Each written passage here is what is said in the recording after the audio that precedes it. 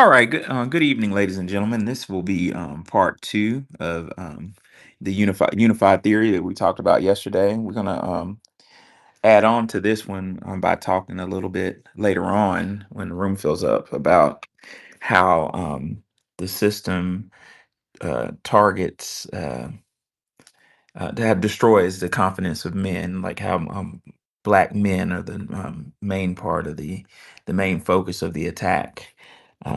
This is going to be rooted in Dr. Frances Cress Welsing's unified field theory and her other theories.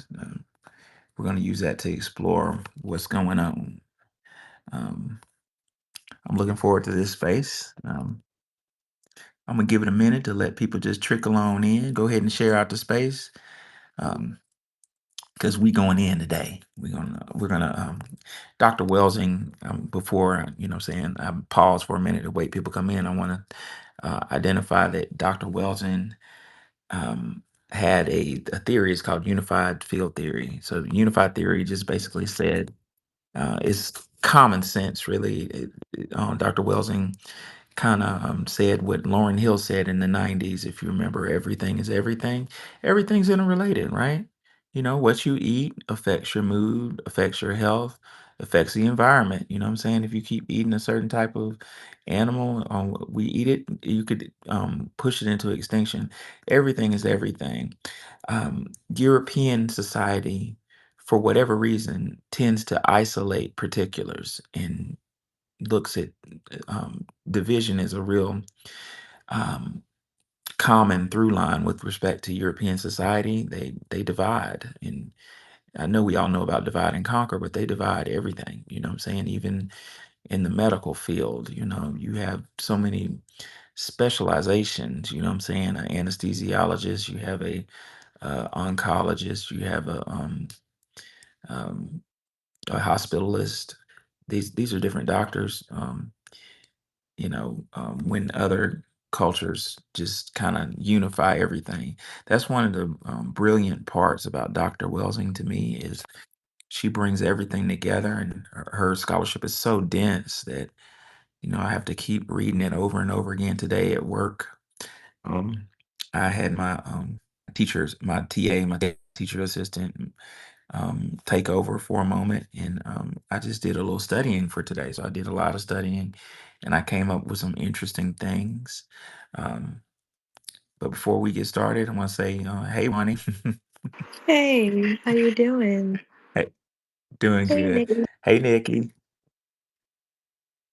Hey, Shout out to Smoothie. What's up, Smoothie. Lowski? Hey, what's up? What's up, Professor? Hey, what's going on, Wani? You doing Hey, okay? Yes, yeah. sir. Good, good hearing from y'all. Hey, Wani, why you unfollowed me? Oh, That's weird. When? Weird, you unfollowed. I don't No, know. I did not. You unfollowed me. That's crazy. That is crazy because I didn't unfollow you. I don't know. Something been going on weird with the app, so I think it has. That is weird. You didn't change So I'm going accounts, to get, right? same account, yeah. But that happened a couple other times. So I was just making sure everything was still good. oh, yeah, Lowski, I enjoyed that space you had earlier today. It was very interesting. Um, so I'm Thank gonna you. give it a moment for people start trickling in, and they're starting to pile in right now. But let's just give it a little moment, and then we're gonna get started. I'll talk to y'all in a minute. I knew we were gonna get some more Flextro songs.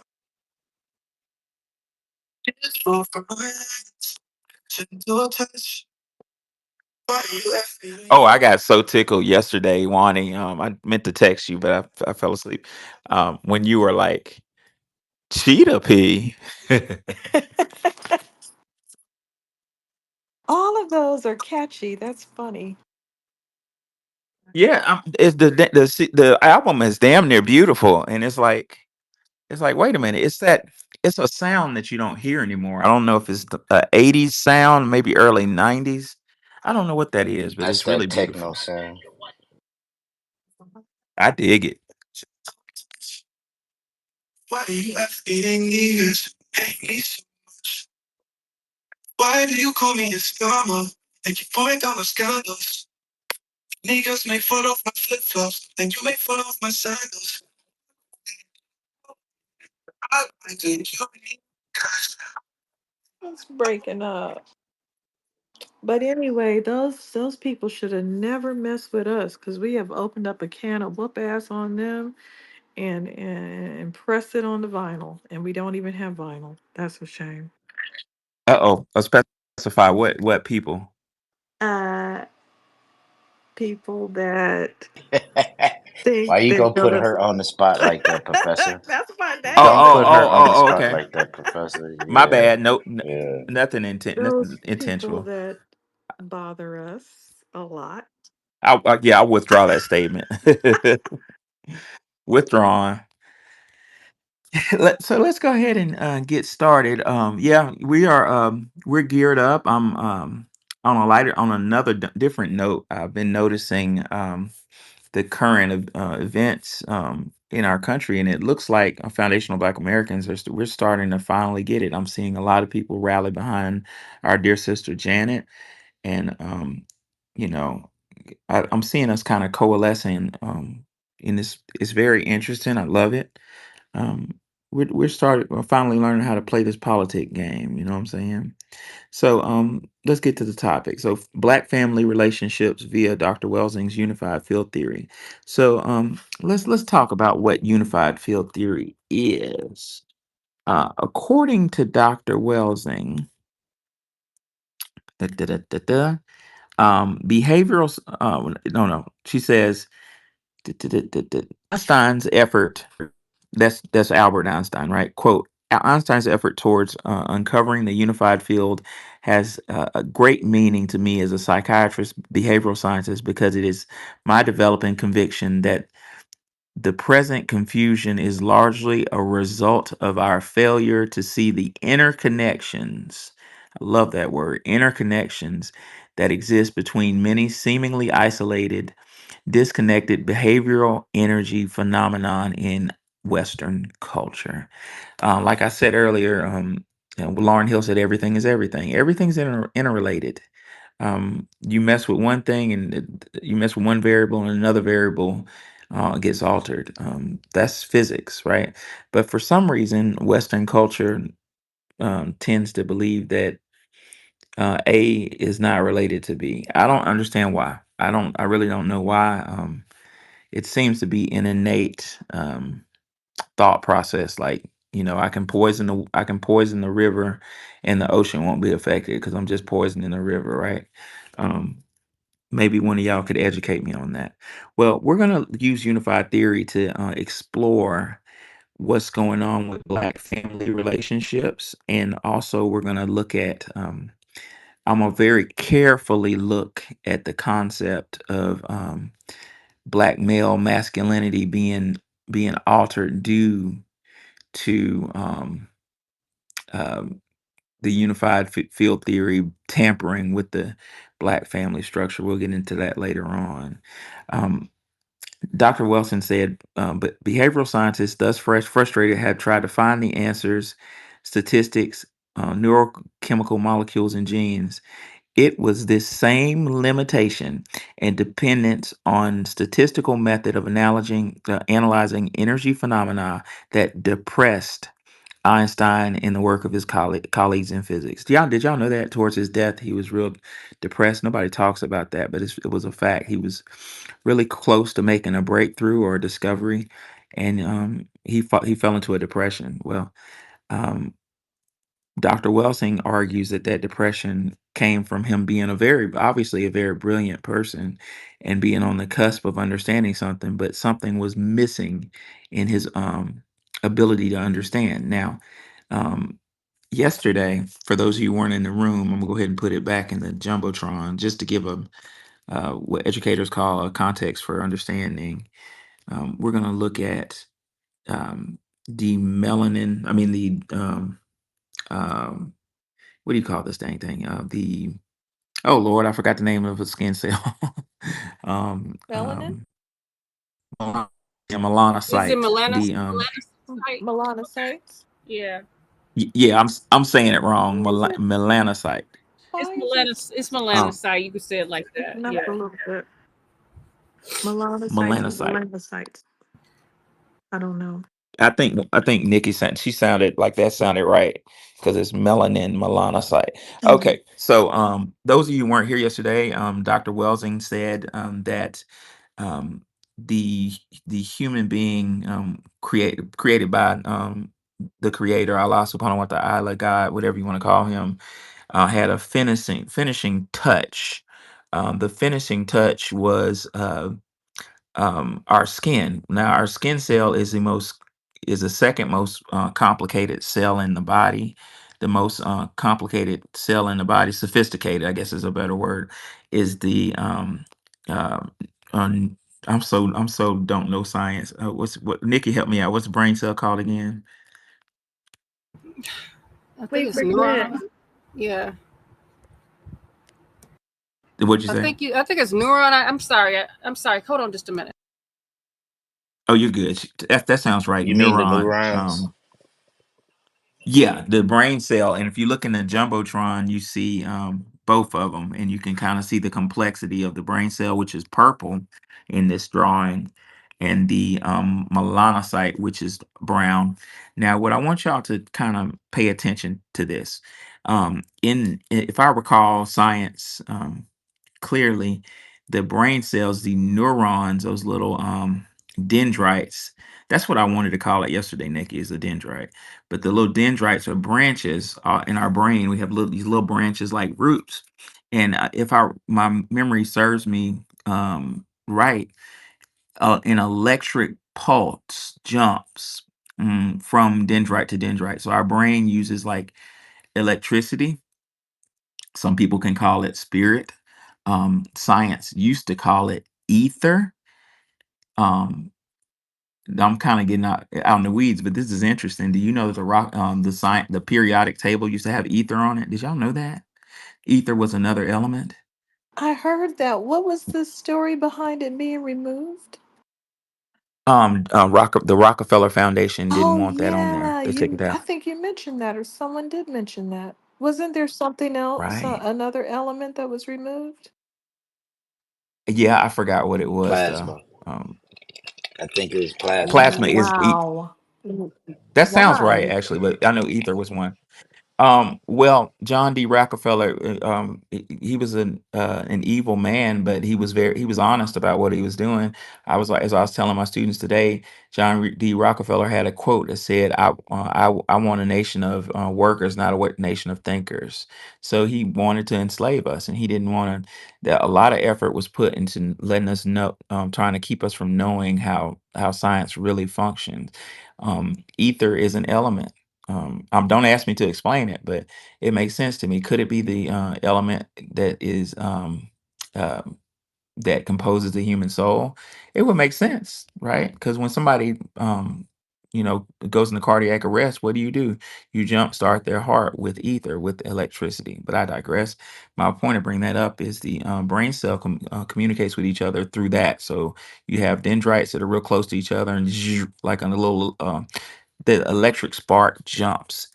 That's actually called that electric spark jumping is called a critical arc. How do I know this? I don't know. My brain is full of random information, but I'm gonna try to put a critical arc in the jumbotron because it's interesting to see. Um, electricity, electric. Okay, so it just kind of jumps. The dendrites are close to each other, and they just hop over. Well, the think about that. That's how our brains communicate. Our brain cells communicate with each other. Now, the melanocyte doesn't use. I mean, the skin cell. Yeah, the melanocyte doesn't use that critical arc to communicate. It relies upon little bitty pieces of melanin. So if you look in the jumbotron at the brown cell, there are these little dots that come out of your cell and attach to your skin.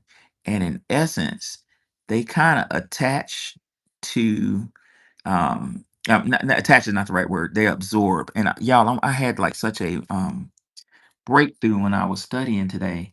You know what I thought of, y'all? You ever seen what color is a solar panel? It's Hey, jet black, Professor, isn't it? quick question. Where do we get our melanin Yes, from? sir. I don't know. I don't know. Oh my I heard God, that.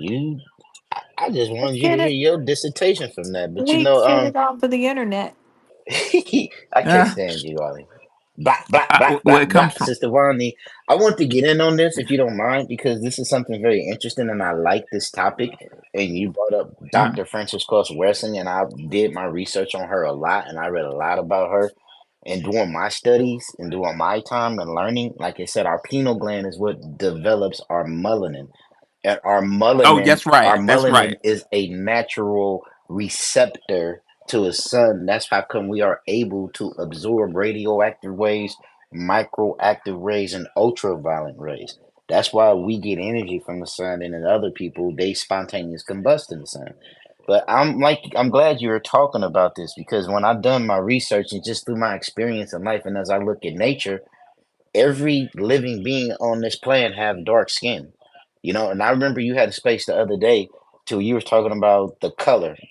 You was talking about the color of Egypt or something like that, the color of our life and everything. Well, the universal Hmm. color is black. But on Earth, Right. the most universal and receptive color is the color is green. You know what I'm saying? The color is green Hmm. because if you look at everything that come up out the earth, what is it? It's green. Plants, trees, everything is green. Even us people, as human beings, we used to be green. We used to be the olive people. And every woman in here who knows who gave birth to their child, when their child came out of them, what color was their child? You know what I'm saying? That's our natural color. So I say the Interesting. color on Earth, our number one color is green, but the universal color is black because that's where everything, all life, everything that you see comes from. But back to what you were saying, the black family and everything on how you were saying Dr. Francis Quest Weldon throughout I'm a huge fan of Dr. John Henry Clark. And my studies and my teachings go vast way beyond that. Like how you said Sheikh Etadil, I may be pronouncing his name wrong, and a lot of other ones. Even Dr. Joseph Ben Yakadin, you know what I mean? A lot of them. They spoke upon our melanin and our pineal gland and our being on how they saying that's where our soul is. That's where everything comes from. And the Egyptians and a lot of other pre-cultures, they knew that and they praised that. That's why they had that. That's why they had that knowledge of reincarnation. We will live again. You know what I'm saying? For real. Yeah, yeah. I'm really glad that Twizzle said that because I did know that. I did, but it's just got a lot running through No, my go head. I ahead. did Go know ahead. We that. sharing knowledge. It's not about right or wrong. Each one teach one. No, I'm just saying I'm grateful that you did that because he's right. The pineal gland or pineal gland does create that substance called melanin. So he's correct about that. But that substance, if you look at the jumbotron, look at the solar panel. Um, the blackness, the black receptors in that panel absorb sunlight and turn it into something tangible, something that can be, turns it into electricity, right? Um, if you keep that in mind when you're looking at back at that melanocyte, that's what melanin does. Dr. Wells basically said that seals the circuit, so that gives you an ability if you're melanated to be in direct communicado with the sun and furthermore absorb the sun's energy. So if you don't have high levels of melanin, the circuit is what we call open. An open circuit is when you turn the light off. When you turn the light off in the kitchen, you're opening the circuit. When you turn the light on, you're closing the circuit. Two pieces of copper touch and energy is allowed to flow from the power lines to your light, and the light comes on, right? So that's what Dr. Wilson is kind of say with her unified theory. She's saying that certain groups of people are able to perceive um, reality at a higher a higher magnitude than or let me say melanated people are able to perceive um very intricate delicate happenings in the universe whereas if you're not, you don't perceive it, right? Um, so Dr. Welsing said on page 43, she said, and I'm going to go to the hands after this, but she said that, where is it? Okay. I didn't underline it, but I did write it down. She said European scholarship is limited to there it is. I found it. Behavioral scientists, thus frustrated, have tried to find answers in statistics, neurochemical molecules, and genes. It was the same limitation and dependence on statistical method for analyzing energy phenomena that depressed Einstein in the work in his work of his colleagues in physics. So there was something else. There's something else that you can't understand unless you have this little bitty key that connects you to the universe, right? Could that be where foundational Black Americans get their rhythm from? Just kind of being able connected and being able to feel the waves of the universe, being able to feel the waves of Earth. Dr. Wells further says this may be understood if we scattered pieces of a 1,000-piece jigsaw puzzle for which the outlining border has not been set in place. Generally speaking, one cannot make heads or tails of the scattered tiny pieces. Once the outline or context has been established, the order in which the small pieces are placed immediately becomes clear. She said she uses this particular introduction for the brief essay because a total behavior energy system. Wow. Dr. Welsing, check this out, ladies and gentlemen. Dr. Welsing is arguing that our behavior is based on energy, um, the energy we're getting from the universe, from the sun. She says behavior energy system can also be seen and understood as a unified field of energy phenomena. Once that unified field of behavior energy is perceived and described, setting forth this etiology and dynamic, the once seemingly isolated, little understood, often examined individual phenomena of behavior energy within the field are seen in brilliant coherence. It's related, you understand it. Whereas before they were neither visualized nor understood adequately. A parallel process can be seen in the recent discoveries in physics of strange celestial objects such as quasars, pulsars, and black holes. The discovery of which can be seen as dependent upon Einstein's concept of unified field. So that was real complicated, but I'm gonna break it down and I'm gonna shut my mouth. Basically, Dr. Welsing said we have an ability to perceive what the hell is really going on. We live in a five-dimensional world, or we live in a multi-dimensional world where we can perceive rhythms, we can perceive uncanny types of energy frequencies and systems that unfortunately certain groups of Europeans cannot. Yesterday I told the room that last time I went to West Africa, my wife and I were in a bus, and I get motion sickness real bad. But it was something about that pure environment. I could almost feel like it was going in and out, and it rocked me to sleep. It was an energy pulsing from somewhere. I don't know where it was, but I perceived it. My wife perceived it, and we fell asleep on the bus, and I didn't throw up. It rocked me to sleep. We're gonna talk more about that, but just be, what do you got? What's on your mind? Hi, good evening, Professor Nikki, Wani, everybody in the room. I wanted to catch you before you went too far into the lecture because I wanted some clarification on the ether that you mentioned. Is that the same as synapse and the electric charge where our neurons talk to each other? Yeah, well, it's similar, and I'm not gonna sit up here and what my students say flage. They say flage, man, you flaging. I'm not gonna be a charlatan and pretend like I understand what it is because I've only seen limited bits of research. But from my ultra limited understanding, ether is a form of matter that, like Twizzle said, I think it was Twizzle said, plasma. It's a form of matter that is ionized, like just an electricity, an electric spark, like lightning is ether. there are different types of ether. That's all I know about it. But apparently it was on the periodic table in Rockefeller. What Rockefeller did in the 1920s is he hijacked. This shit gets deep as hell, y'all. These families, Rockefellers, the Carnegies.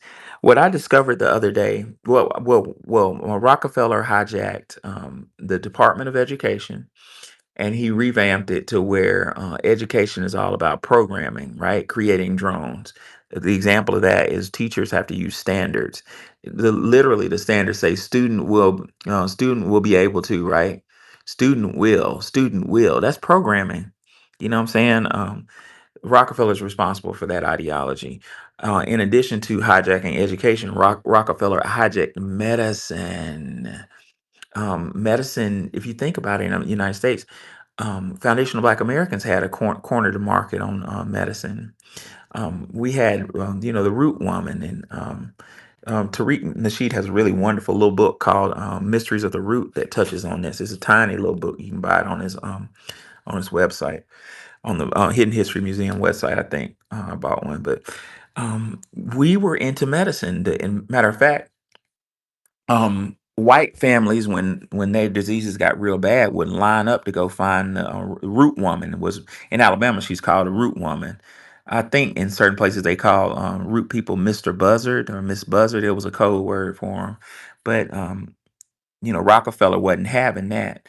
He cornered that market and kind of standardized medicine, and turned, from what I read, his foundation turned the foundation, a root of medicine, from a plant based, a natural thing type of medicine, to petroleum based off of oil.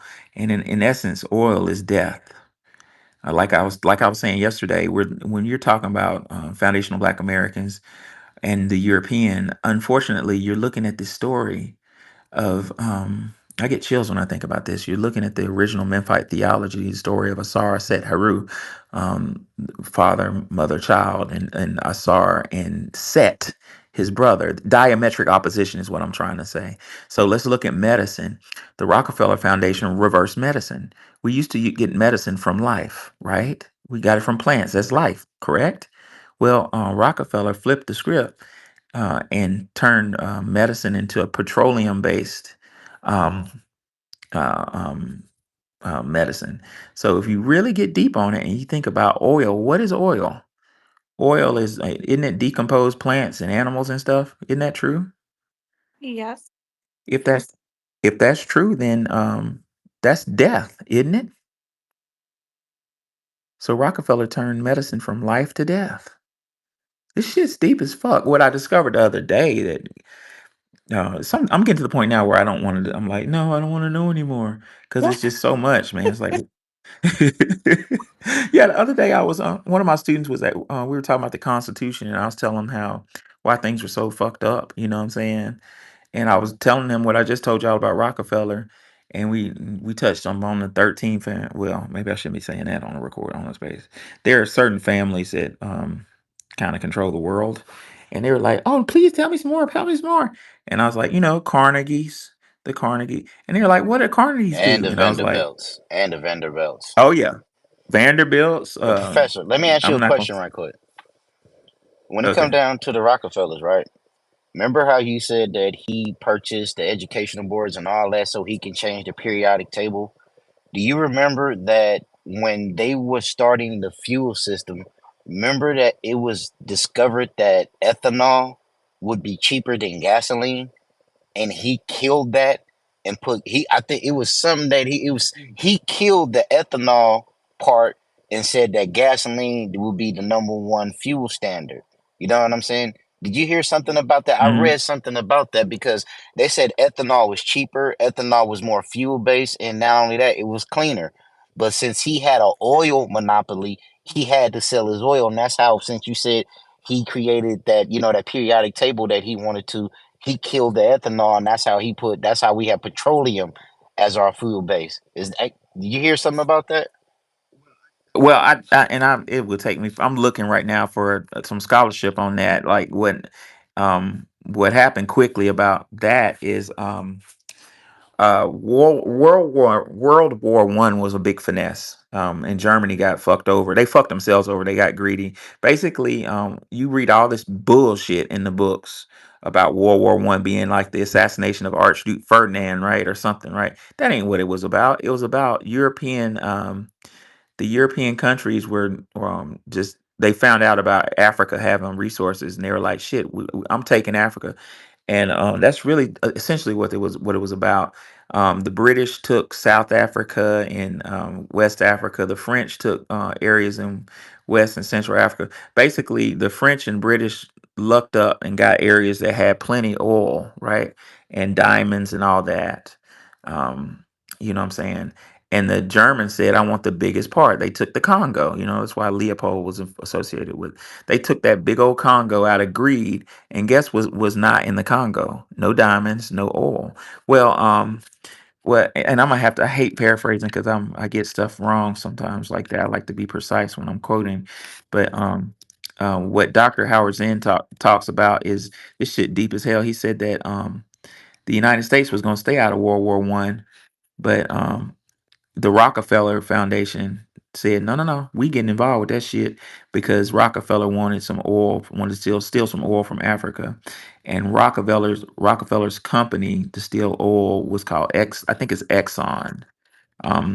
The Rockefeller Bank, which is J.D. Morgan Chase, um, decided, made a decision that we were going to be in a war.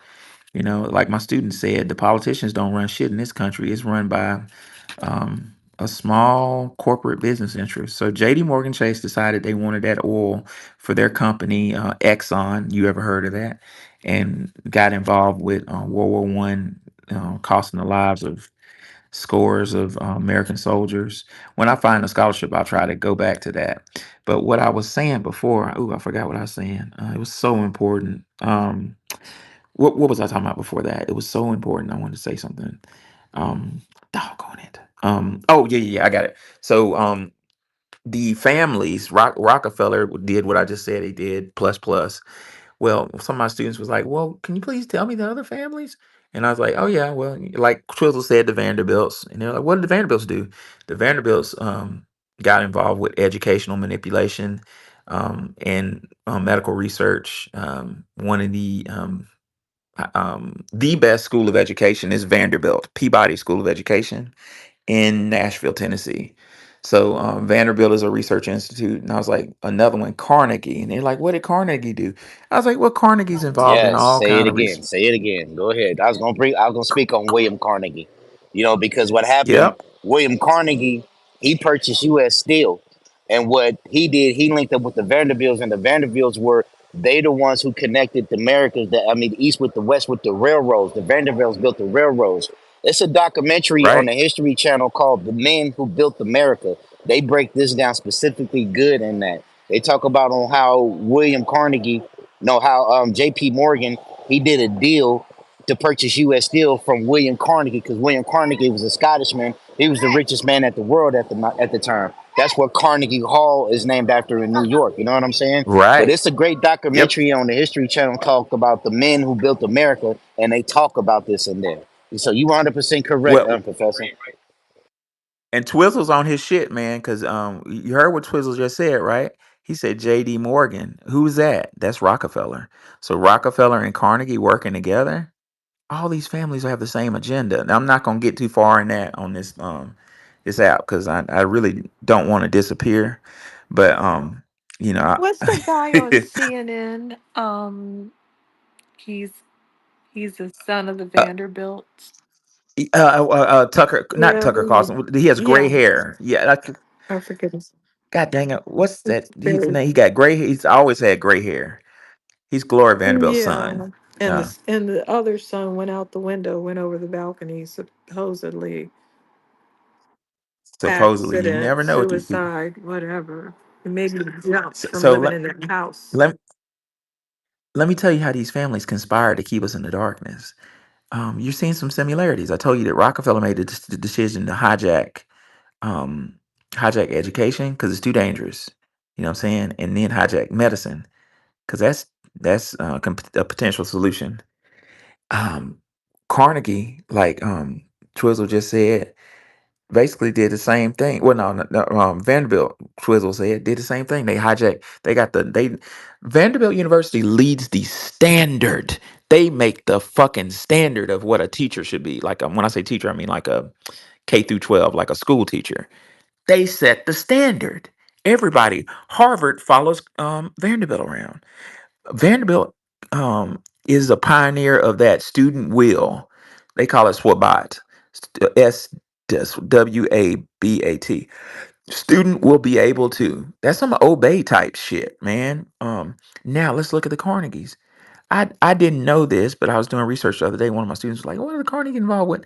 And I pulled up the Carnegie Foundation on the internet, and bam, I saw it. ETS. I was like, oh fuck. What that means, educational testing system. So Carnegie is a pioneer in creating standardized tests. You see how they all work together in a puzzle? They have the same agenda, they just attack it different ways. So you create a standardized test that's racially biased that makes sure that black people, foundational black Americans make lower scores and that appeals to European thought process. I'm not talking out my ass. If Diane Yap ever opens a space, call me at work. I'll step outside and to get in her ass. Well, Cause she blocking people now. uh She can start blocking everybody. oh man, because I learned in grad school from I'm not gonna say his name, but a really world renowned professor that the SAT and ACT are racially biased. This is a fact. It's like not even debatable, and there's a lot of scholarship to show to elude that the ACT and SAT and these GRE, the GRE, that's the graduate, the exam you take to go to grad school. That shit was created by the Carnegies. So what I'm trying to say, without getting off in the weeds, is all these families come up have. It's almost as if some mystery entity or person had a round table with these families and gave them a list of agendas: education, medicine, science. And these families attacked each agenda different ways. But the Carnegies, I didn't know that they created the standardized testing. They're pioneers in standardized testing, which is absolute bullshit. I did SAT and ACT testing. Let me tell y'all some shit, will you please? Do you know I boosted a lot of black student, foundational black American students in Mississippi? I boosted their test score from a 15, which is failing, to a 21, which is just it's like a C, only by doing one thing, by telling them that the test is trying to trick you. You know what I'm saying? Just letting them know that the test is racially biased, and I want you to look at every question as if it's trying to trick you. Boosted them like 7 points. That's all I did. Because a child, assumes everything is fair because we're told we live in the land of the brave, home of the free. All you gotta do is work hard to get what you get, and that's bullshit. These tests are designed to destroy black people, and these tests have questions that look right according to black psychology. I don't want to get too far off in this, but it was a black man in the 70s, a PhD. I think he was at University of Michigan or something. He proved this by creating the bitch test. Y'all ever heard of that? What is it called? The No, Bitch bitch. missed test. it. I'm about to put it in jumbotron. It's called the Black Intelligent Test of Cultural Homogeny. So the bitch test took the same fucking questions off of the SAT and ACT, and it phrased them in a way that we would understand. So it was like, instead of saying the SAT, ACT use words like overpass, like John and Jane are walking under the overpass and blah blah blah blah blah at 4.5 meters per second. So right then and there, overpass is not a word that's used in the black community. In Alabama, we use the word viaduct. You know what I'm saying? Some people might say bridge. You know what I'm saying? But overpass is exclusive to a certain neighborhood. That's how they get you with these tests. They try to trick you. So this black man, for his dissertation, wrote the bitch. I'm putting it in the jumbotron right now, and administered the bitch. Same questions, just written like Tyrone had to jump the fence, that type of thing. and white people failed it. The same white people that scored high on the ACT failed the bitch. These tests are designed to basically um, keep us in our place. I just put the bitch in the jumbotron. It's very interesting. Look at some of them questions. Andy, you had a question? Yeah, I just wanted to say that it's breaking news and it's live right now. Eric Adams, mayor of New York, just got indicted. For what? Just want to throw that in there. I'll Oh, put it in the chat. okay, Yeah, can so you? Yeah, please put it in there, and either put it what? in. Yeah, go ahead, please, please, please. What a monkey That was a quick wrench. indictment. What is it? What was he charged with? You know, whatever it is, I like it, but I'm just asking. Yeah, them ancestors don't play, man. Y'all saw what happened. What was that motherfucker's name? Herman Cain. Yes, You remember yeah, he that? died Damn, with the quickness. He tipped over, damn. didn't he? Yeah, it was showing up with our mask. You know what I'm saying? Them ancestors like, hey, bring your ass back. Come on. Um, where were we? So, yeah, yeah. These families work together to kind of create. It all reinforces the caste system. The tests are racially biased. The tests have little or nothing to do with the actual science, which is why the systems of medicine, education, and law are failing in the United States. Because these tests, in a lot of ways, test your whiteness. I'm not going to speak that heavily on medicine. I don't really know medicine that well. But in law and in graduate education science, these are tests of your I'm just gonna say it. Your whiteness. These tests test how much of a white environment white vocabulary you have. So you get students who aren't. You get people admitted into these schools that aren't really so much academically inclined as much as they are acclimated to a certain vernacular. And then when they get into practice, they don't know. They don't know what the fuck they're doing. Come on, Rivy. Okay. I promise I won't go crazy today. You said something that was really interesting. I think we've had this conversation before.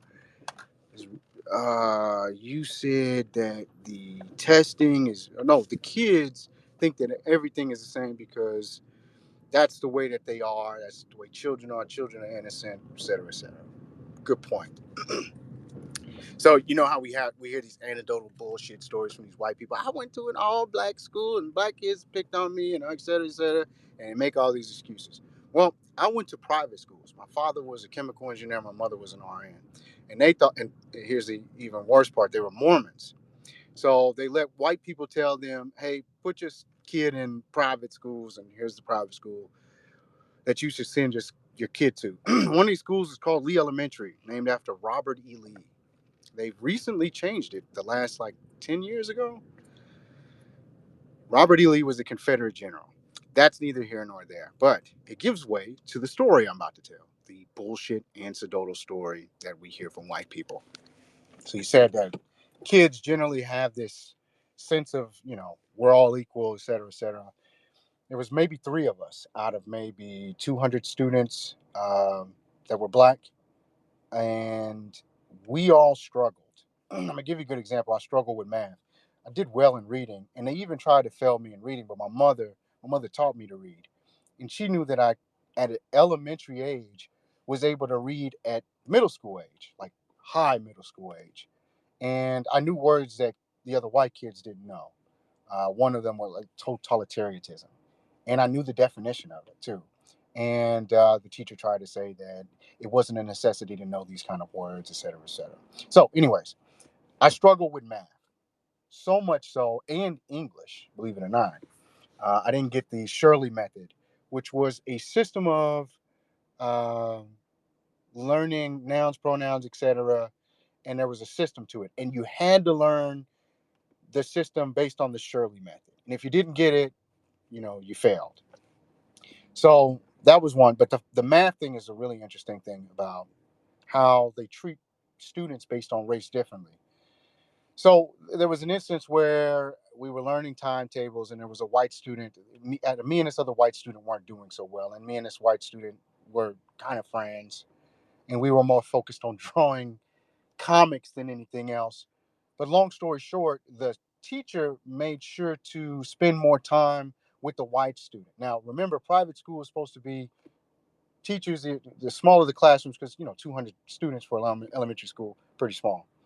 So it gives teachers, it's like college, it gives teachers the ability to focus more on the student or specific types of colleges and be able to help the students and guide them and show them how to do whatever it is they're failing at or struggling with better. I didn't receive that. I had to, my father, obviously being a chemical engineer, mathematician, but he was on like upper echelon trigonometry, and I didn't understand his way of doing math. And the man's pretty much a genius, but I still failed. And it took until I was older to explain to my parents, you really you really did more damage to me than you did good. My mental health right now, all of my trauma is honestly from dealing with white children and white faculty at the schools that I went to. Literally, my anger and being in the Marine Corps as well. My anger towards white people, when y'all hear me say really crazy shit, when you hear my story about what happened with me, why I got charged federally for threatening X, Y, and Z, that comes from my trauma dealing with white people and dealing with white supremacy. Uh, when you have a teacher who wants to see only his white students succeed and all his black students fail, that's really interesting. When you have uh, a student based curriculum and it's based around whatever, and you're not really showing the one student who really needs the help, but you show, well, two students, you're only showing the other student, but you're not helping the other student out, and it's got to be because he's black. It's no reason to just kind of skip over that other student. The other thing that showed me that was also disciplinary reasons. I obviously was a bad kid. I don't know how bad you guys were. I played practical pranks that I saw on TV, that I saw white people do on TV, putting thumbtacks in seats. And white kids did this. Yeah, you know, and That's white, normal. it's normal. But I was seen as a violent child. That's what the principal told me. This is actually why my mother pulled me out of that school. There was other red flags that she should have saw, that, hooray for Robert E. Lee. Why in the 90s are we singing this? Even I could see maybe the 70s, but even that's kind of inappropriate. But anyways, white student does something, you know, it's something bad too. No, no, no, Ryan. And they tap him on the hand. They're trying to see, if I need to go see a psychiatrist before I can come back to school. This is what the faculty is doing at elementary school. This is what the school counselor is saying to my mother. My mother's an RN, and she's telling her, there's nothing wrong with my son.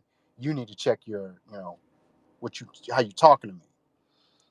Um, that I can say going all the way down to middle school. And then I finally, being the typical black American student, got expelled from private schools and ended up having to go to all black magnet school, which was good for me. I needed that. It was like coming home because I got beat up and made fun of for being a nerd. We had this conversation yesterday. I think there is an extent of the amount of,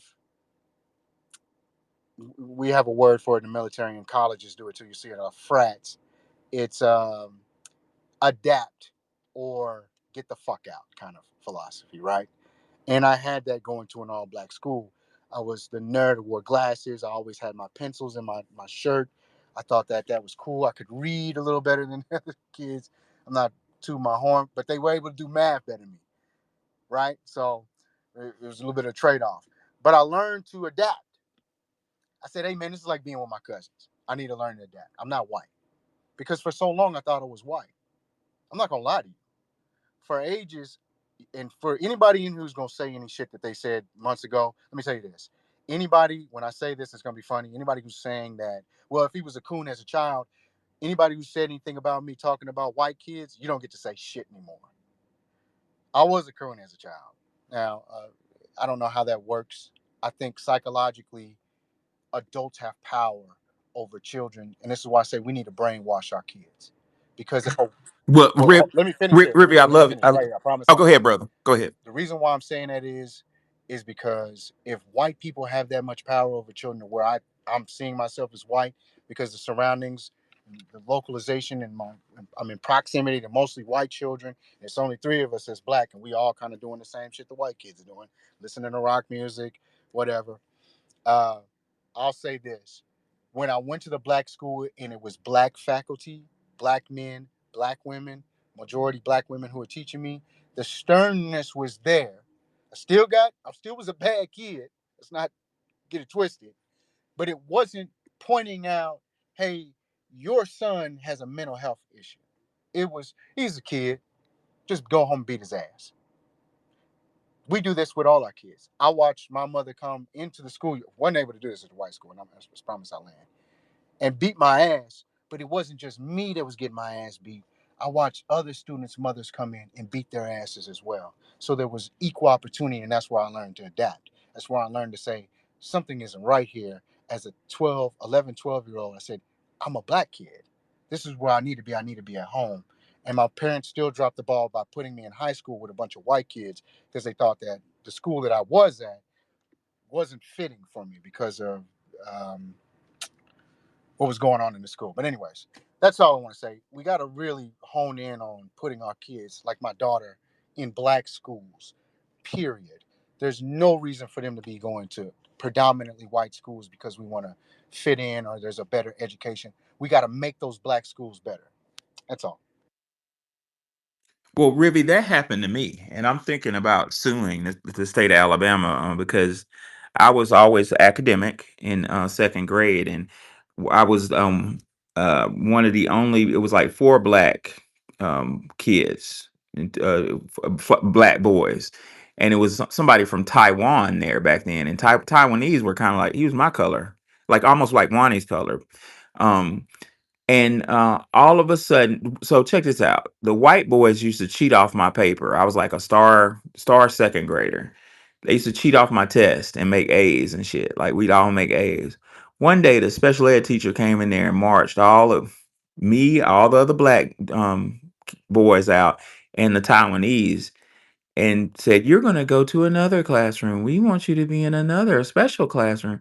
And after a couple weeks, I realized, wait a minute, this is special ed. Why am I in? And kids, Rivy, the danger is kids accept that. Well, he's an adult. He must know what he's talking about. But what caught my attention is I was wondering why we're gonna call him Brad. I was like, why is Brad not in here? Because he's always cheating off my test. You see what I'm saying? And I told my grandmother, but my point is not to make it about me. I'm trying to say that is a very common story of the weaponization of education. It is a fucking weapon. They try to destroy you young, my friend, and black males are target number one. So fast forward 20 some years, I'm a college professor in the school of education, and I watched one of my undergrads do her student teaching, and I want to just briefly illustrate some fucking destruction, if I may. Um, she was doing her student teaching, and I noticed that at this elementary school in Memphis, Tennessee, it was 100% foundation of Black American, blue collar in a neighborhood called Fraser, a low socioeconomic status neighborhood, and I noticed all maybe let's say 75% of the teachers I saw were dominant society and female. And I start in that one day I start witnessing a pattern. I would see dominant society females scream bloody murder at any young man, second or third grader, who was acting masculine. Now these little boys wasn't cussing. One of them had some little dreads, and they stuck their chests out and they walked like they had like some masculinity. And I was witnessing in the hall. I wanted to say something, but I was like, you know what? I'm just a visiting professor. I'm visiting. I don't have any authority here. So I just sat back and observed. I'm glad I did. I witnessed these dominant society females like scolding, publicly embarrassing. From my view, it looked like they were trying to beat the masculinity out of these little boys. And on the flip side, they would praise these dominant society educators, female educators would praise little boys that, let's just say, did not show masculinity. You know where I'm going with this? And praise the female. So it was what we call, Vygotsky calls the zone of proximal development. It's like you learn in environments. A good example of ZPDs on is like, let's say we all were in a room together, and Rivy, somebody said made fun of Rivy, and Rivy got up and just beat the shit out the dude, right? We just learned something, didn't we? We learned don't fuck with Rivy. That's environmental learning. So what these kids at this school was learning through the facilitation of the female dominant society educators was, if I am black male and act like a masculine black male, I will get yelled at. If I am a black male and I act not masculine, I will get kudos. If I am black female and I act submissive, I will get kudos. So it was kind of like a psychological environmental learning. Now, last but not least, I looked at the book my undergrad was teaching out of. This book was, she was teaching ELA, English Language Arts, and she was teaching the oh Lord, I got it. I want y'all to look at it. She was teaching, the book was like teaching sentence structure, but it was teaching sentence structure from a book that talked about Greek gods, right? And I saw another weapon that was so powerful I had to take pictures. I'm put them in the jumbotron now. This book is called The Gods and Goddesses of Olympus, and I watched this. No, it wasn't my undergrad. It was a teacher she was teaching up under, who was dominant society, maybe in her late 20s, talking to a room full of beautiful little chocolate kids, boys and girls, sitting crisscross applesauce on the floor, talking about what beauty looks like. And I don't even believe me. I'm gonna put it in the jumbotron. I took a picture of this book. It was um, teaching them how to write a sentence by talking about standards of beauty and like literally standards of masculinity. So the book is about Greek gods in the hood, in the middle of the ghetto, with blonde hair, blue-eyed Greek gods.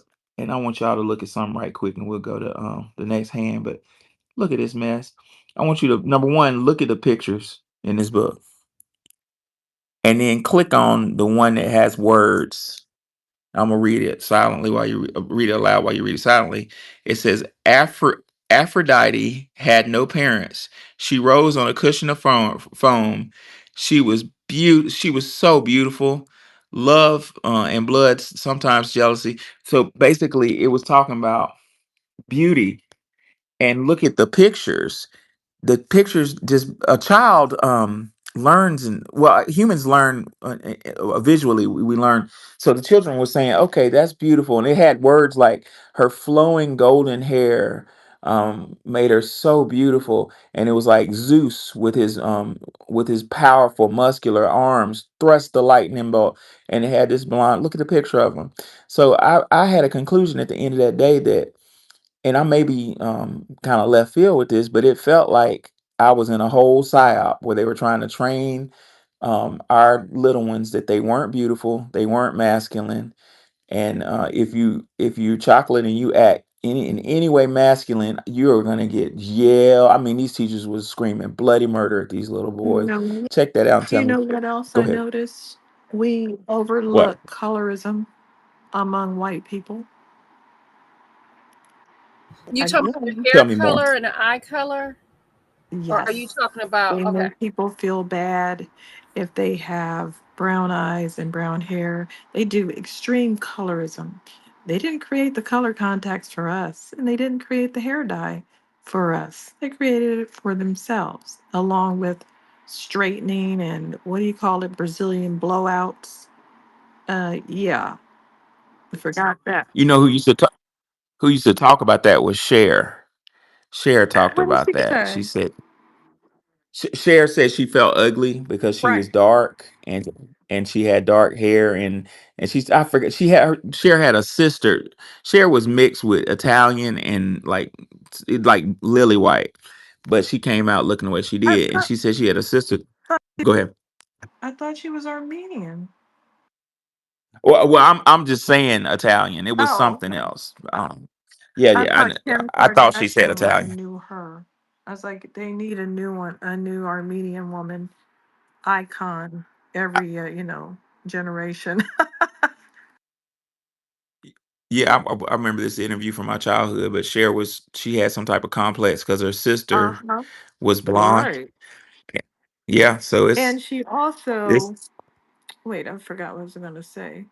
Yeah, she's a very interesting person. I've listened to a lot of stuff she said on those types of topics. But they do that colorism on themselves and they make, I mean, I have seen extreme colorism in my circle of people that I knew from a Jewish guy. His daughter was brown, right? A brown skinned girl. So he just, for the whole life of the daughter, he told his wife that she cheated on him with somebody. I don't know that he said it was a black man because I really don't know what the situation was, but he just kept saying that. So at one point, when DNA tests were readily available, she went and got one because she knew she didn't cheat. And the test came back that it was his daughter, and he said, no, it's not. And you know what else he did to this girl? Every time they went on a family vacation or he went to away, because he was like a businessman and he'd go and mix it up with different, he would never take her. She was banished to the house. She could not go her entire life. And one day he just randomly said, hey, let's go over to Israel and visit my family. He had never seen them. So he gets to the house and they say, hey, your daughter. Now he takes the daughter here. I guess I don't know why, because it was so far away. So he takes the daughter, the brown daughter, and they said, she looks just like your grandmother. And they open up the photo album, and this girl is a spitting image of the grandmother that is related to him. And so this has a happy ending. They found out how horrible he treated his daughter, and they left the daughter all of their money to try to make up for how horrible their father had banished her. I have seen some of the worst cases of colorism from non-black people, and you just would not believe it, among Asians, white people, all of them. They're out of their minds, and they think they look good when they bleach. It's like, no, you don't look good. Stop it. You don't live it. You look like you're no. You look like Count Dracula now.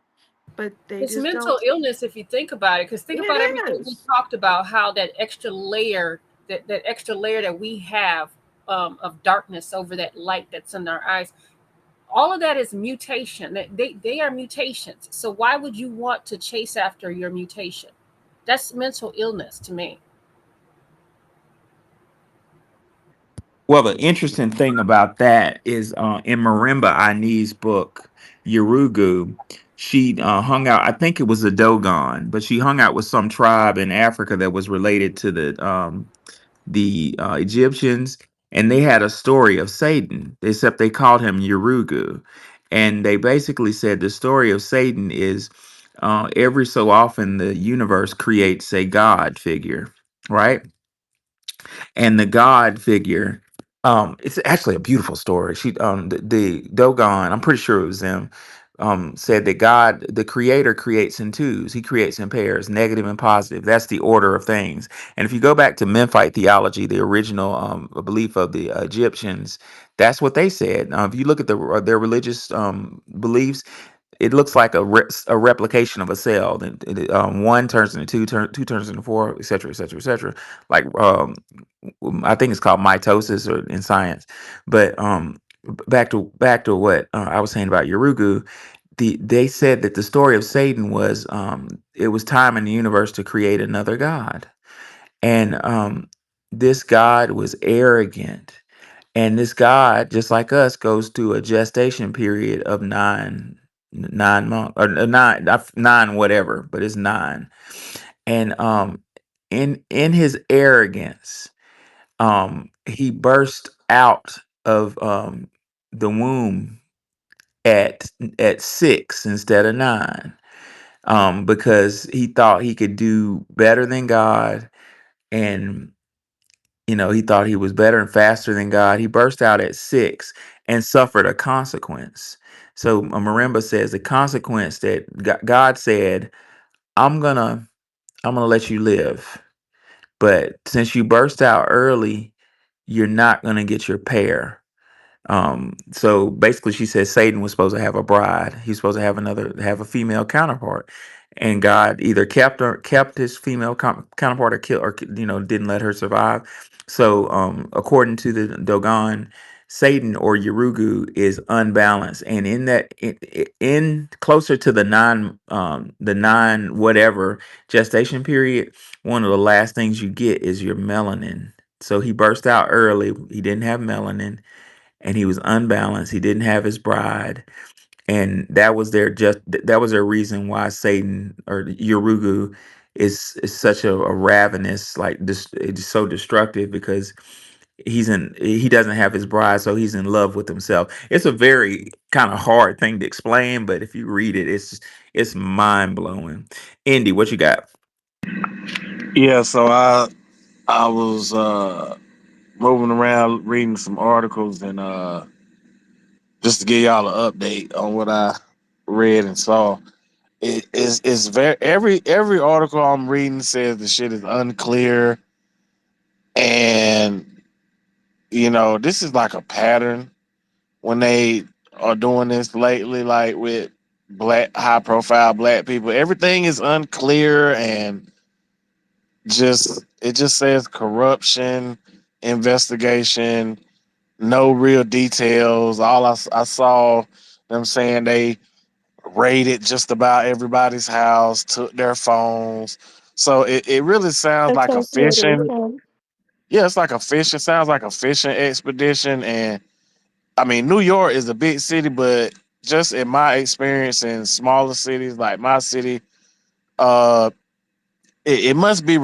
And being that they're black, I'm thinking it's related to them giving somebody a contract or something under the table, or some black person on their team got a job that somebody doesn't think they should have gotten. It But the could be from destroying the entire New York, but just saying.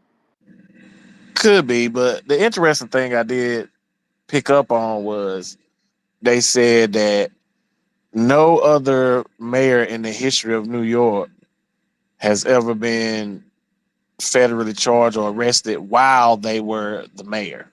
So everybody else corruption has been allowed to go on, but him. I will agree with So that. I'll agree with that. They usually yeah, let them be corrupt, and then if they get a political enemy, they'll take them down. Just like Ilhan Omar, she's got tons of, little things they could have taken her out. So I guess they'll wait until she doesn't play the game, and then they'll take her out. But yeah, I still want him to go. He destroyed New York. Yeah, I can't stand them. Thank you for sharing that. So earlier, Nikki said, mentioned mental illness when we were talking about the love of the lack of melanin. That love of self that Marimba Ani said Yurugu had because he was unbalanced. A nice way of saying insane.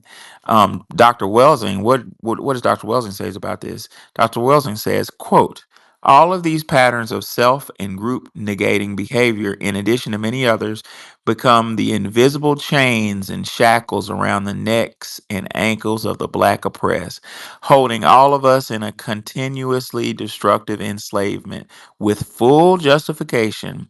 We can call all of these behaviors, like Nikki said, mental illness, since they imply self and group destruction. These behaviors prevent group unity and efficient group effort.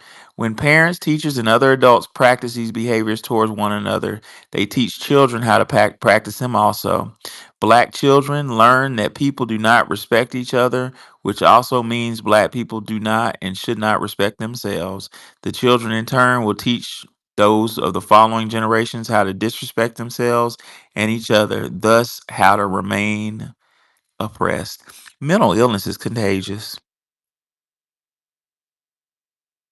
It really is. It's contagious as hell. Imagine someone who's severely mentally ill raising small children, and they're stuck in that because their brain is still developing. It's a My sad That's thing. God. crazy. Yes. Yeah. And a lot of that, I don't know how we feel about Dr. Neely Fuller. I don't know if everybody likes him. But I will say this. He said, and it's not quoted, but or verbatim, he said something to the likes of to live in this system of white supremacy is basically causing mental illness. And I didn't understand that. And I was kind of like, well, I've got my thing going on with everything that I've seen and heard white people do. Did it drive me crazy, really? And when is it me making an excuse? Am I blaming? That white people say you're just blaming us. Well, if I was beaten up every day by uh, an individual, a black individual, uh, would I be able to get over that? Yeah, I got bullied by both black and white people. I've seen plenty of fists.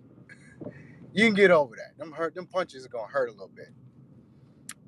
If I watch um, an individual go to jail, and this individual goes to jail for a small crime, or let's say I'm that individual. Let's make it easier. And it's me and this white guy. My mother dies. My father dies. Two people that I love.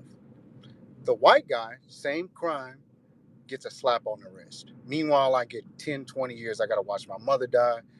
My cousins are dying off. People that I love are just dying. And I can't do anything. I can't even go to prison. I can't get out of prison. I can't hug anybody. I can't say I love them. I miss them. I'm pretty much stuck where I'm at. When I get out, what kind of individual would I be? Plus, I'm getting beat up. Yeah, I'm Exactly. getting beat up. I'm around negativity all day. Uh, versus, I'm at school. People who complain about getting bullied at school. Honestly, there's nothing wrong with a little bullying as long as no one dies. Because you can go home. You can still go home and say, "Mama, I got my ass whooped. What do I do?" Well, boy, you better go home, back to school and either beat some ass or tell the teacher, right? One or the other. But the school system is a little different than the prison system. So I think that mental illness, and even in the case of sending kids to school counselor, you see the black kid go to school counselor and they say this child is hypersexualized because they were twerking. This child is extremely violent because they had a little fist fight in the hallway. White kid participate, same thing, twerking, schoolyard violence. Oh, little Timmy they were just having a bad day. Oh, look at the twerking, this cheerleader routine. I love Paul Mooney because he makes light of that. It's funny how he makes light of it, but it's almost so funny it's scary. When he talks about how, the black guy goes to court for murdering somebody, well, this nigger needs to go to prison. We'll put him in there forever. White guy, same crime, kills a bunch of people. Oh, we have to figure this out. We have to study this. He's crazy. He can't go to prison. Someone will rape him. Oh, we can't. Oh, we can't. Oh no, we can't do this. We have to help him. We have to put him in a mental health court. Then he only gets a couple days, and then when he gets better, we'll let him back out. Right? The white guy that murdered and raped that 7-year-old black girl said he was mentally retarded. That man looked very okay to me. So this country is sick, and it's only the sick people. They're the people who have the mental illness. We got good sense. I agree with Paul Mooney. The man who stands up and says, "I'm batshit crazy. Yeah, I killed all them motherfuckers." Oh, he's got good sense. That person is the person who you've messed over so long. Why would you expect anything less? You can't keep beating a dog and then expect him to protect you. After a while, the dog is not going to take that shit. It might let you slide as long as you feed him, but if you're not feeding him and you're beating him over the head, you're going to get nipped at, and then you might not get nipped at the next time. The next time, that motherfucker might maul you to death, and then go to the kids, and then go to the women. So I'm going to get a little crazy because that's the way that this is heading. I don't think they understand that. If they keep fucking around, it's not going to be little old Rivy or Jared. I'll say my real name.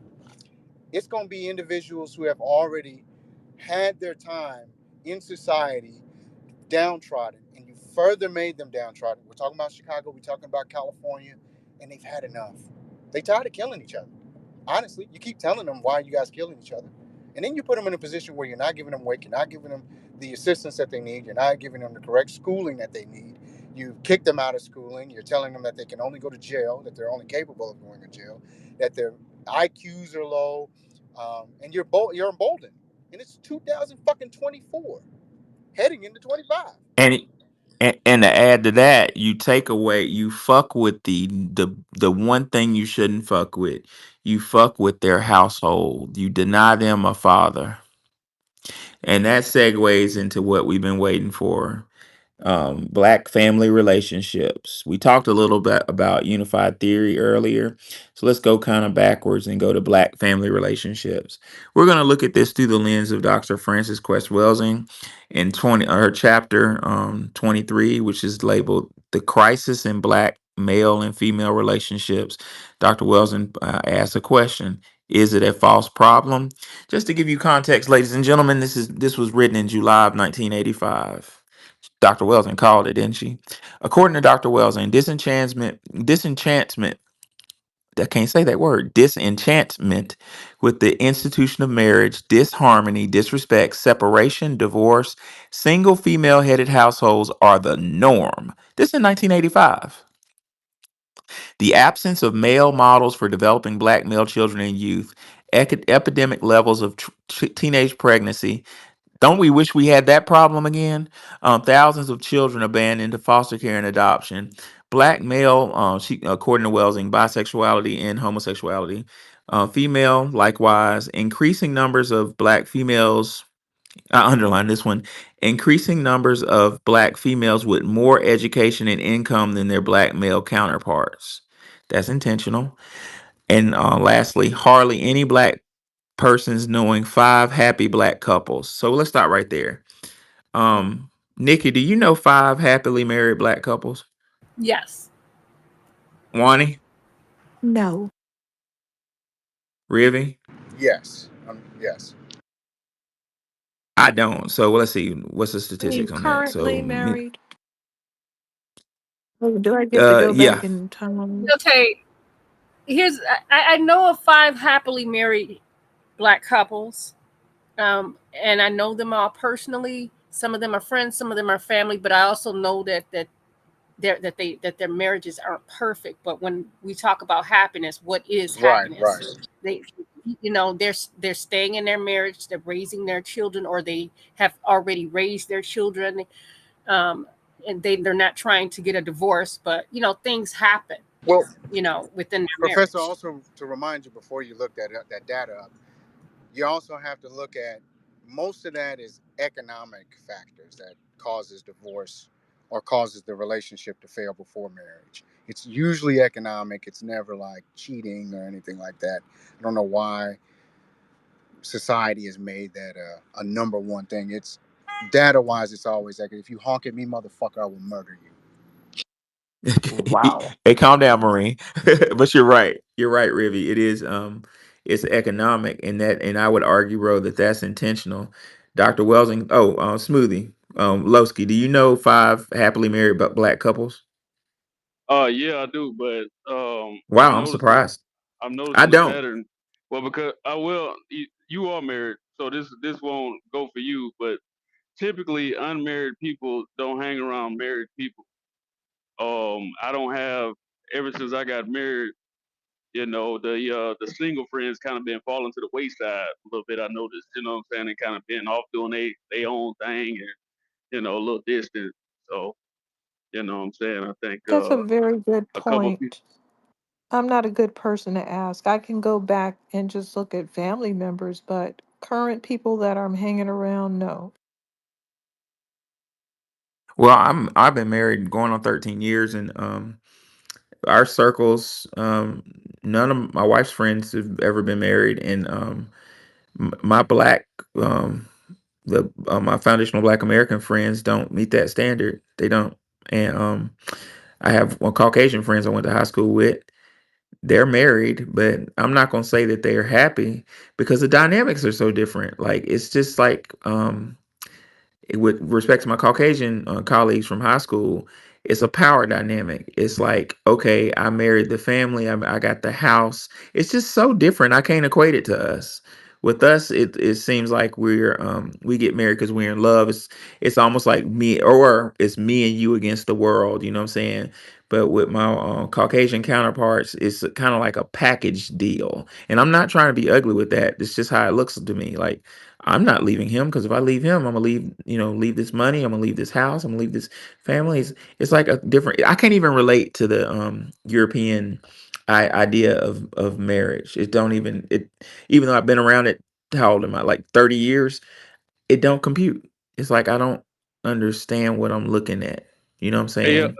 you remember that book, Black Love is a Revolutionary Act, back in the day? I ain't seen it. I had that book a long time ago. Who was the author of that? Not Forgot who it sure. was. Did you Google Yeah, it that was a yet? great book. Say it Did you again. try to Google it? Nah, I just thought about it when he had brought up, with the topic and stuff. I Let me was see if saying I can 100 because Black love is revolutionary. We're gonna get to that in a minute, but go ahead, Lowski. Oh no, Somebody that's named it. Umoja. It's because I'm getting quicker at googling stuff up, because I do that, you know, on tweet. But it says somebody named Umoja. Black Love is a Revolutionary Act by Umoja, formerly Anan J. It's an African who wrote it. What? What do they Interesting. know about? I'll put it in jumbo. I'll put it in the comments. I'll put it in the We're the comments and I'll only let. group that even has this concept of romance. Everybody else is just, what kind of dowry can you put up? Let's Right. merge Exactly. Yeah, that's farms. I yep. got a couple of goats. You want my daughter? They don't even do this stuff. And I don't understand them You at want my all. daughter. I don't get that. Like, I don't understand it. I'm looking for, chemical reactions and attraction and all that stuff doesn't last. So they probably are doing it right, but I don't like their way. So we have a problem.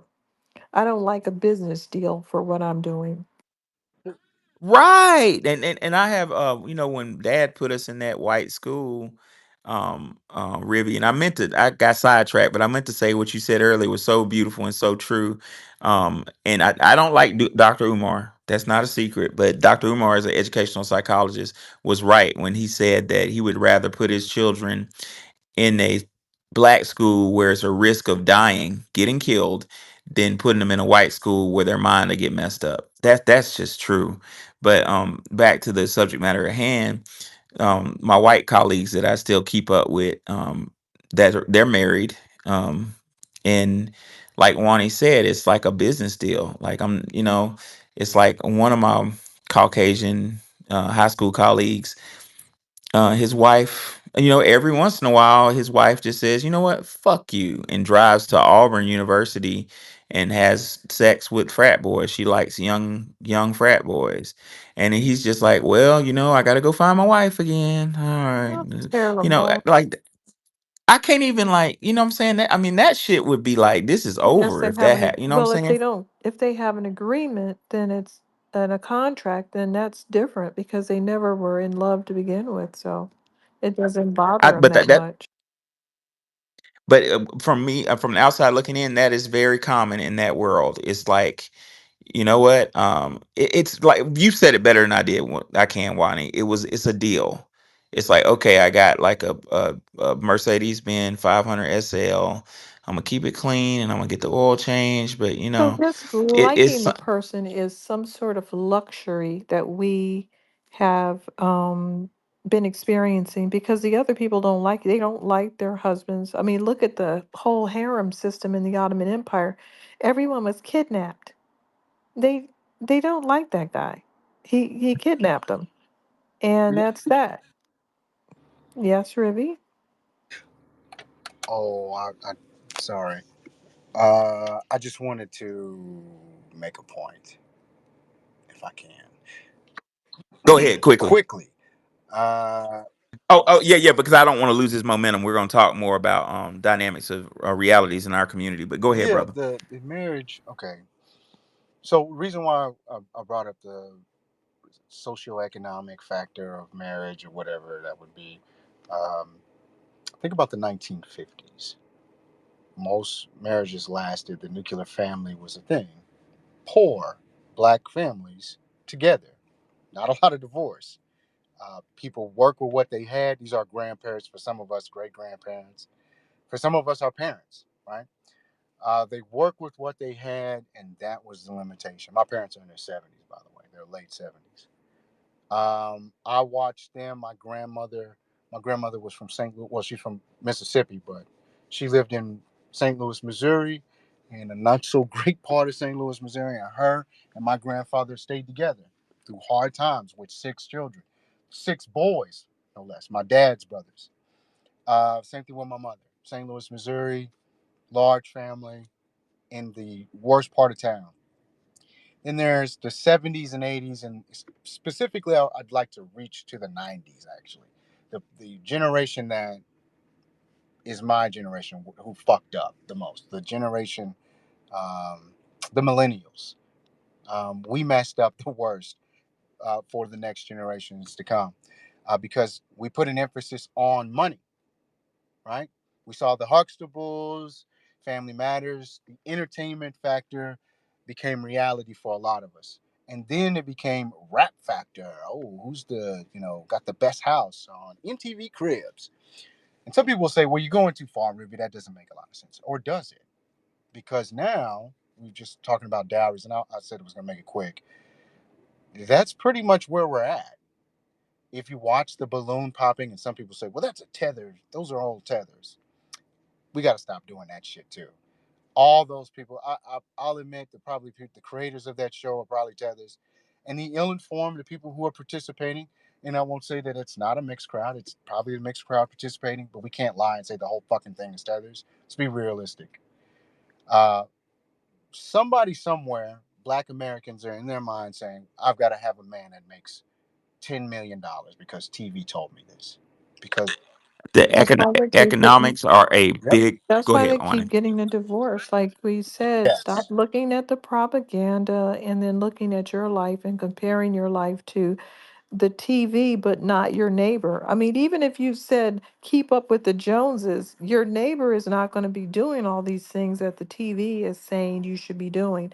It's not only giving things that it's doing, which are inflated and fake. And I feel like I've been fighting my whole life to convince people to stop doing that. I remember I was in a band and the drummer was losing his mind. And I was like, why do you keep trying to play that? And he was like, no, I'm going to play this. And I said, stop. It's two drum machines. We found out somebody programmed two drum machines to do something, and he was trying to play it, an impossible thing to play, and he wouldn't stop. He nearly lost his mind and felt bad as a drummer that he couldn't recreate this. But that's not the point. The point is that a lot of random women do watch these shows and they see women, and what they do is they say, well, I look better than her. So why does right, she have these things? They'll use right, that as a reason. They don't know the whole backstory. They don't know if that woman has some dirt on the person. They don't know if that woman comes from a rich family and he married her for that. They don't know anything except the surface. And they don't know what's going on in the marriage. The people are in there stabbing each other's eyeballs out when you're not looking. So since they won't believe it, they I guess they have to find out the hard way. Yeah, it's so true, and I've said that before. I've witnessed several marriages break up, of my colleagues and friends in the Black world because of reality TV. And it's no secret that me and my wife have gotten. She loves reality TV shows, and we've literally watched. I try to bond with her and watch because she really likes one. I do like the Married in Huntsville show because it's kind of like home, Alabama. But these shows are weaponized. I've literally been sitting down enjoying the show. I hate most of them, but one of them I was enjoying it. And then she was like, "Wow, somebody did something to when her husband did something to his wife on the show." And she looked at me and said, "Man, you know what? You be doing that too." And I'm like, "Oh my god!" So it just sucked us into an argument. It's my opinion that that shit was designed to destroy our relationships. Dr. Wilson further says, quote, given these dynamics as ever-present realities in the Black community, it would seem that there is a crisis of immense and serious proportions in the Black male-female relationships, In the final decades of the 20th century, the crisis has far reaching ramifications that touch every aspect of Black life, extending to facets of the larger social order. Remember, unified theory that affects the hell out of our relationships. Welsing further says during the past decade, this apparent problem has been seminar, dialogue, discussed, debated, probed, and shouted about from every conceivable angle. Innumerable remedies have been proposed. No matter what angle this issue is approached, the problems don't disappear. Instead, they seem to multiply, and the alienation between Black male and Black female just increases. If Black male, Black female alienation is not resolved, is there hope for a meaningful future for the Black race? What do y'all think about that? Solon? Say your question again. If Dr. Welsing says if Black female male female alienation is not resolved, is there a hope for? Do we have a hope for a future? Now, this was written in 1985. I would say that shit is worse now. We're alienated. Yeah, I think it's it's even worse. worse. I would The Salon talking? yeah, yeah, I'm talking right now, Smoothie. Um, I would, Salon yeah, talking? I can't hear. yeah, I'm talking. Yes, Smoothie, drop down. I'm bringing you back up.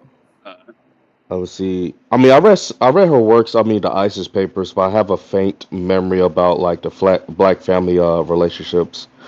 I was just going to try to add my submission. I mean, to talk about the relationships. I mean, between the Black men and Black women, how maybe we can probably maybe provide a solution to actually foster those relationships.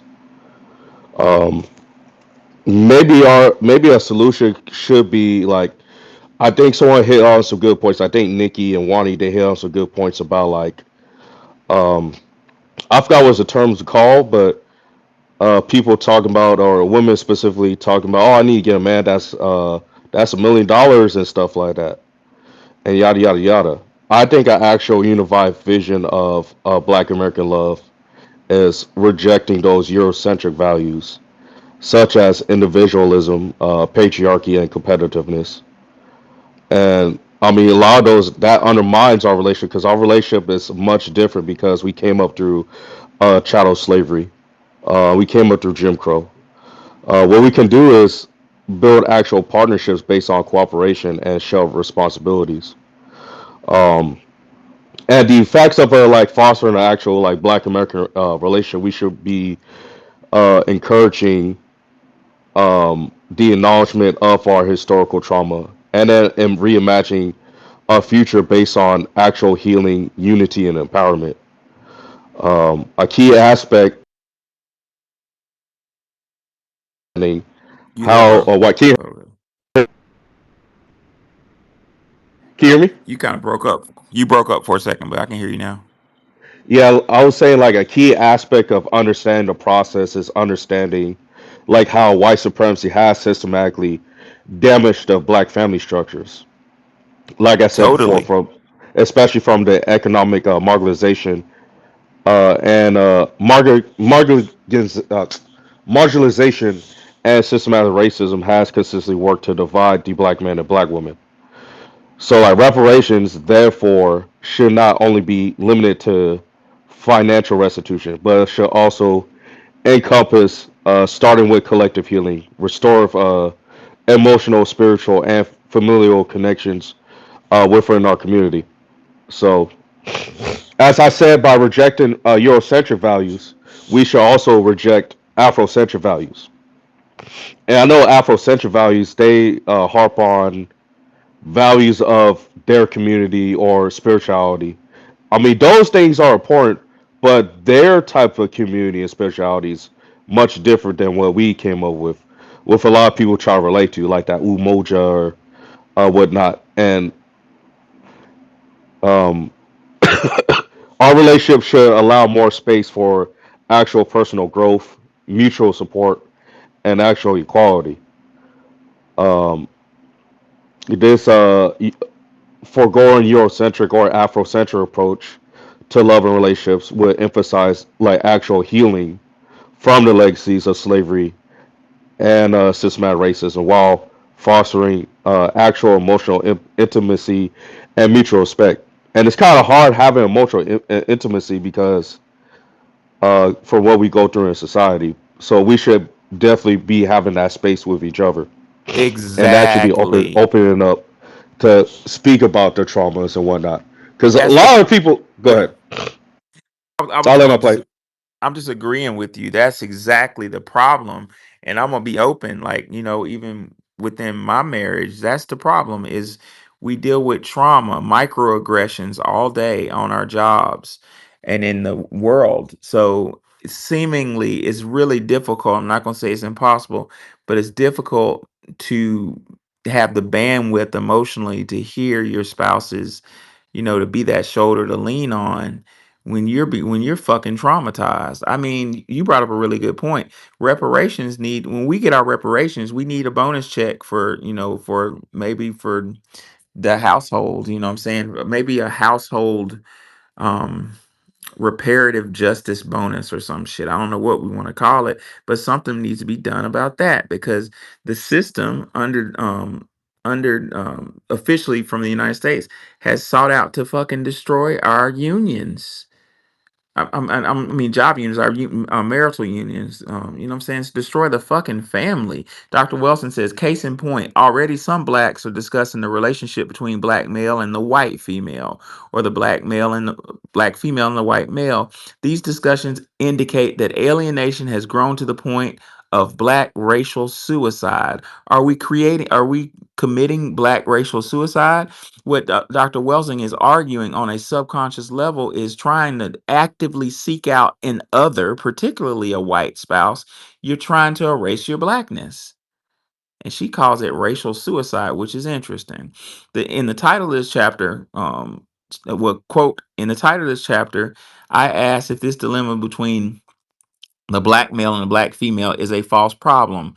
Are we perhaps focusing on the wrong issue in the attempt to end black male, black female alienation? A false problem is one that on the surface appears to be valid, but up close scrutiny is only a symptom of the true problem. Like yesterday, Wani, when I think Welsing brought up um, um, the issue in Africa of, saying that appeared to be true, but when we looked into it, it turned out that that was just propaganda. Dr. Welsing further says, quote, in the present discussion, this means that the discord between black males and black females and the failure to establish long lasting harmonious relationships are caused by another problem. When the underlying dynamic is exposed, analyzed, and understood, it is possible to remedy the symptoms of the false problem. Only then can short term and long term tactics be developed. When the underlying cause is discovered, addressed, and neutralized, the false problem begins to wither away.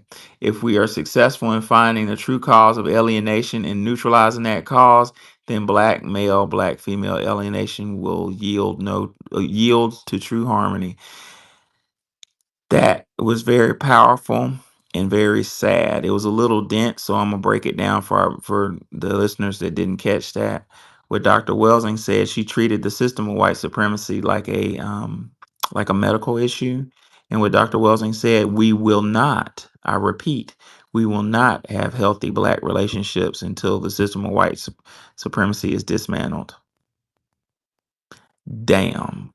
Do Well, y'all agree that, with that? yeah, because first of all, that's a lot.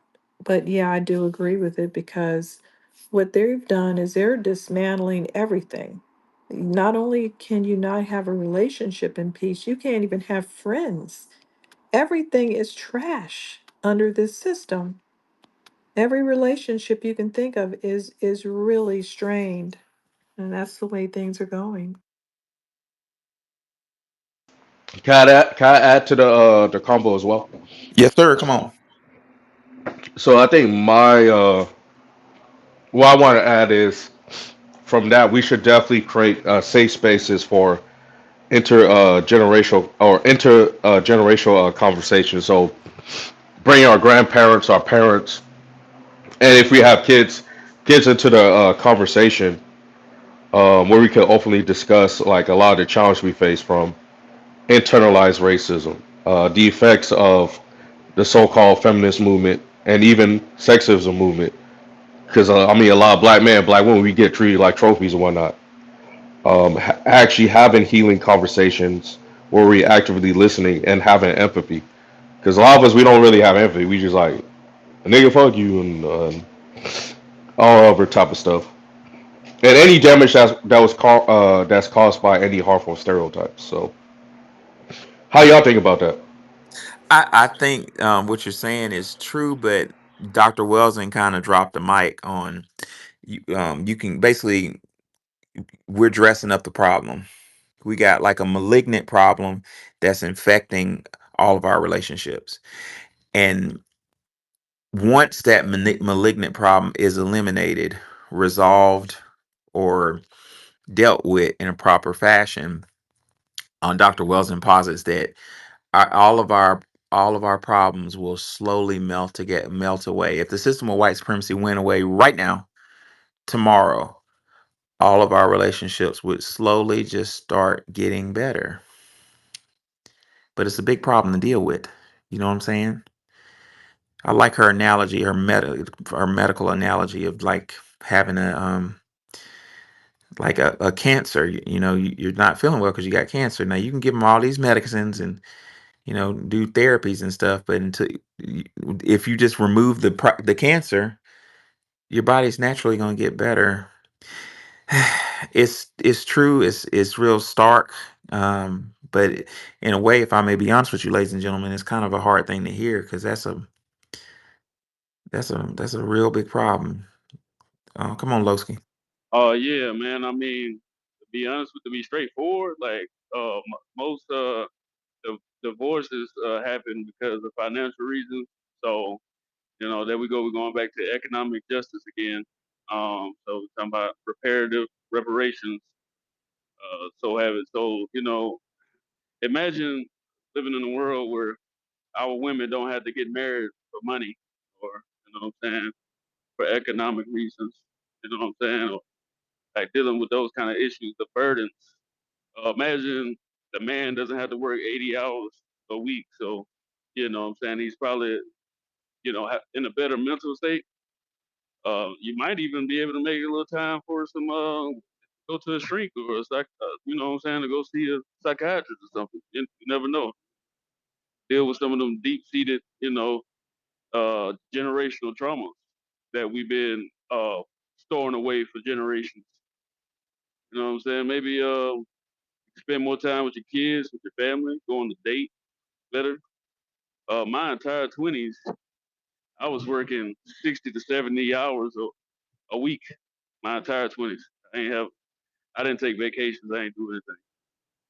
All right. So, what I'm saying? Now that I'm in my 30s, I made a promise that I'm going to go many vacations I can take, travel as much as I can, and it's hard to manage a family, manage a life, manage relationships with that amount of work, what I'm saying, on yourself. So, like everything just goes back, seems like the economic and, what I'm saying, reparations, at least, attempt to fix some of that.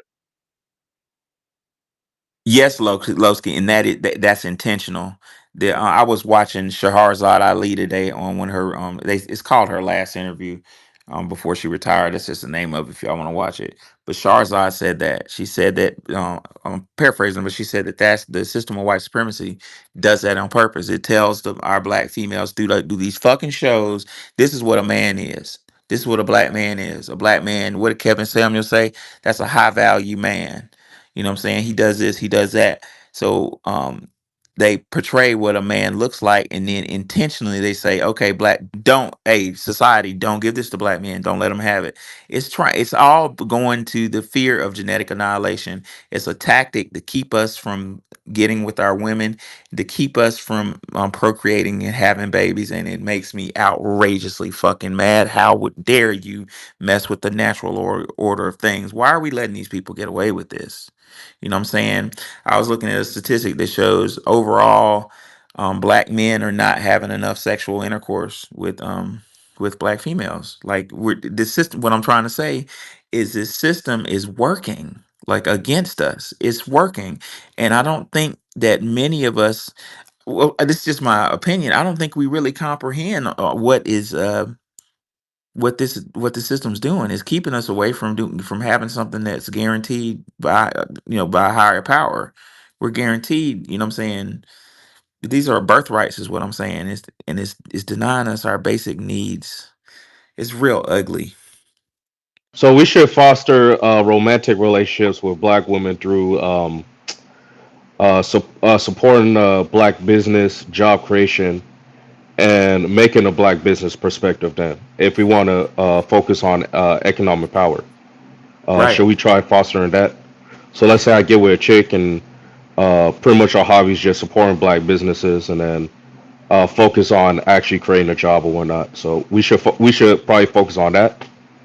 Yes, but well, and I don't know everything, but I think we need our own. The first step to this is we need our own little jurisdictions, maybe a reverse migration to an area where we take over the politics in an area. And once we have an area that belongs to us, we can create businesses for each other. And once the businesses, and check this out, if we had control over a jurisdiction, let's say a township or a city, you don't really need what people don't realize is politicians create millionaires all the time. Just our politicians don't, because generally our politicians, if I may generalize, are bought and paid for by corporations, so they're just puppets on a string.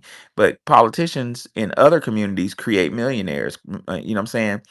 So what I'm trying to say is, if we took over a township with say a reverse migration, and we install politicians to create little businesses and little bitty neighborhoods, we could set the prices of housing or create programs that if you're a newlywed foundational Black American couple that want to have kids, we're going to give you a break, maybe subsidize the cost of housing, make the mortgage payments so low that you can take trips and have like a date night, family date night for the township. We need land in simple. We need fucking land right away.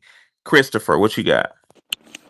Thank you for giving me a chance to speak, you guys. I came in late, but this is a great topic for sure. I think that I agree with what you're saying when it comes to us establishing power and infrastructure, because that will protect us when it comes to outside products. Because at the end of the day, everything that's happening in our community was taught to us. You know, when it comes to public education, when it comes to all these institutions that we don't really compete in, and especially when it comes to the media industry as a whole. I remember back in the '90s as a kid, the Real World, the first season, there was a black man that was on there, and by standards of today, he was woke, and he would, I forgot the guy's name, but there was a guy on the show that was always going at all the white, characters on the show, and like literally, that was when the whole angry black man trope started because of that first season of The Real World, by having that type of polar opposite ideological beliefs of having, white people basically disagreeing with this frustrated black man who was basically telling the truth when it comes to being black in America. But then you look at like the '90s, for example, you got Ricky Lake, Jenny Jones, Jerry Springer, Maury, all the above. They all curated a narrative that, which I could probably, I think they're the ones that are probably the ones that brought in the idea of female independence. I don't need a man. This guy's cheating on me. I don't need you. You ain't shit type of narrative. And then you look at the '80s, we had The Color Purple. And, that was at that time, the people of the past, when that movie first came out, people were saying this is kind of like off, it's off kilt. You're making a movie about domestic violence in an era where Jim Crow was live and well, and they did nothing to show that, and like just the dichotomy of or just even existing in that time period. So I think that like for us to combat these problems that we're having in our community, I think we need to stop consuming the poisons that our enemy is giving to us. And I think that's the biggest issue that we have right now. We consume reality television. There was a time when a lot of people were saying this stuff is whack. You know, the VH1, they blew up off of like, Love and Hip Hop and on New York and all these different type of shows, but they were all produced by non-black people. The stars in the show were black, but the people that were behind the scenes, behind the camera, behind the people were allocating money to these productions, they were non-black. And then even if you go forward, and then when we had the Help and the Butler, those movies that were supposed to be like the new renaissance of black cinema, those were also produced by non-black people. We keep on consuming our products that are destroying us. So I do believe that the delineation is obviously the first step, but I think that we need to actively try to seek out areas where there's a higher population of our people, because I think that issue overall is that we're not competing in these type of spaces. So for example, like Hollywood, or just even just idea of not even working in Hollywood but making our own Hollywood. There's no rule book that we can't create our own media infrastructure. There's nothing holding us back. When they tell black filmmakers and black producers that black people are not really marketable, we see that's not the case. People across the globe are emulating black culture all day, every day. I think that we just keep on playing in spaces that we should just completely delineate from. And yes, when the success happens, we're going to have people coming in and try and destroy it. That's when we should have our own guns and, like, at least build the infrastructure to combat when white supremacists come in our spaces to try to do another Tulsa situation. But until we do that, even if white supremacy is not going to be completely dismantled, racism is going to be an ever-present issue because it's something in the mind. Even if you were to try to, you know, put so much effort into like ending it, it's not going to end. But what we can do is create an infrastructure where these racist people can respect us enough to not try to do the things they've been doing with impunity. There has to be repercussions, whether if it's physical or whether it's monetary, or a compensatory justice. But we have to establish power first, and I think that like we have to do that first. Thank you for letting me speak. What I love, ladies and gentlemen, about what Christopher just said, Christopher really explored unified theory. What Christopher outlined was all of the above. All of these things affect our black relationships. Yeah, from the TV, from the television show to the food to the economics, we're getting attacked from 360 degrees. And on a lighter note, on a positive tip, we need to like really like kind of be proud that we're still standing because we're being attacked from every zone. And with this amount of strength that we have, I want y'all to just for a brief moment imagine um how our world is going to look when we get reparations and we have our own neighborhoods with a gate and our own police force where everybody can't roll up in there. I want a foundational black American mall that's just with us. You know what I'm saying? Imagine how fast we're going to just bounce back. It's coming. We just got to be patient. So, Dr. Welsing uses South Africa, apartheid in South Africa, to talk about our situation here. Dr. Welsing says the largest unified movement presently occurring amongst Black people is the demonstrating against apartheid in South Africa. Although many people use the word apartheid in reference to South Africa, the fundamental meaning of apartheid is white supremacy, white rule and white domination over blacks and other non-whites. The very same dynamic in its more highly refined form exists worldwide wherever and whenever whites have come into contact with people who possess the genetic potential to produce melanin in their skin. I like how Dr. Welsing just identified that this is about us being perceived as a weapon. If we thought about things that way, I think our lives would be better off. Amongst many other horrible things, the system of white minority rule in South Africa legally enforces prolonged separation legally enforces prolonged separation of the black male and black female. Wow. Wani, do you know anything about that? Apartheid South Africa? Keeping black men and black women away? I didn't know No, that. I didn't hear anything about that part. Wow. It says causing fragmentation of black family life. Isn't Wow, they all did the this shit in structure though? They do this deliberately and they're very organized about the things that they do. These oppressive systems are really organized. We think it's random, but it is extremely, um, it's a conspiracy, not a conspiracy theory. it's a real conspiracy. Causing fragmentation of the black family life. Similarly, under the American slavery system, black males and black females were forbidden by law to marry and stabilize relationships. Let me put a pin in something. Part of our reparation claim needs to address that. That under the U.S. government, slavery authorized by the United States government, black men and black women were forbidden to establish the union of marriage. We're still suffering that fucking legacy today, and we're just supposed to magically get along. Dr. Welsing further says to further prevent unity, often black males and females who become intimate were sent to different plantations by their slaveholders. Besides the example of South Africa, the surface of white rule during the past 125 years has been altered. However, the fundamental dynamic of white supremacy has remained untouched. Tragically, too few people wish to come to terms with an in depth analysis of the global behavioral phenomenon of white supremacy. I believe that shit because reading this again with a more critical eyes, it's hard to do. Lastly, she says, although the vast majority of the world's people, non-white, are victimized by it in all areas of their life economics, education, entertainment, law, labor, politics, religion, sex, and war.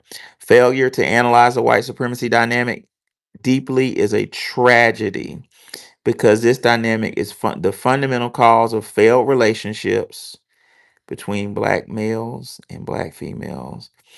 It prevented marriage of black males and black females during American slavery, and it currently separates the black male and black female for 11 months out of each year in South Africa.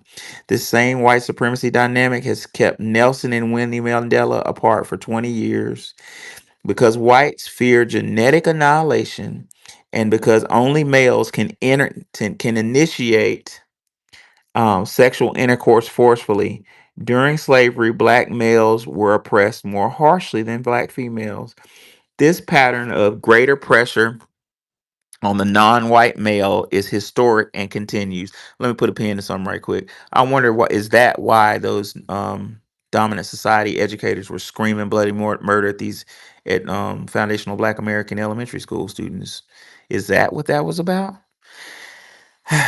Welsing said this explains why black males are victimized harshly by the police brutality and arrest also illuminates why they are victimized most harshly by the educational system. Damn, I didn't even know she was going to say that. Like that's exactly what I just asked a minute ago. So, yes. Because of their extreme victimization in these two areas, black males have the highest levels of unemployment, underemployment, the highest rates of prison incarceration, the highest incidence of school failure and school dropout rates, the highest incidence of alcoholism, the highest rates of drug use and addiction, the highest homicide rates, and most rapidly increasing suicide rate, and the shortest lifespan. Also, the black male often finds himself outside the wow, often finds himself outside of the family structure in the epidemic condition of homelessness. Coach, Hey, appreciate the space. I don't know how much longer I'll be on here. Uh, we got mad opposition on these social media apps. Hell, they took my YouTube. I just started it, and I asked a question, and they snatched it. I just asked a question. We have to always take into account, and I respect all our ancestors who, with the information they had, is what they gave us. But they didn't have all the information. They have a bias. Like I said, she was married to an African. So she was looking at it from a skin complexion point of view.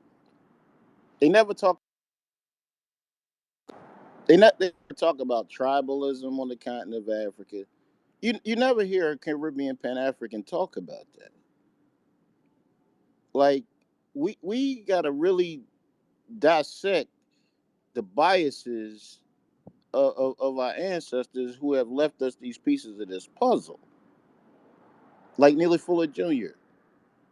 He just operates off of globalism and skin complexion, and we've come to based on the empirical evidence after the 1965 Hart-Celler Immigration Nationality Act that amplified and magnified that skin complexion don't mean shit in the United States of America. Because it don't mean a goddamn thing on the continent of Africa either.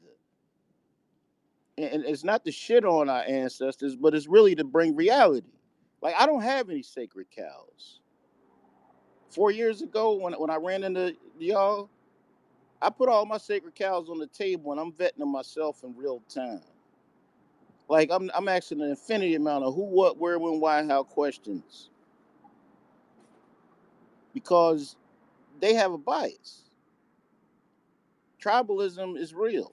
The Afrikaners in South America, they learned the fucking Jim Crow shit from here. The Holocaust was learned here in Natchez, Mississippi, during the Devil's Punch Bowls.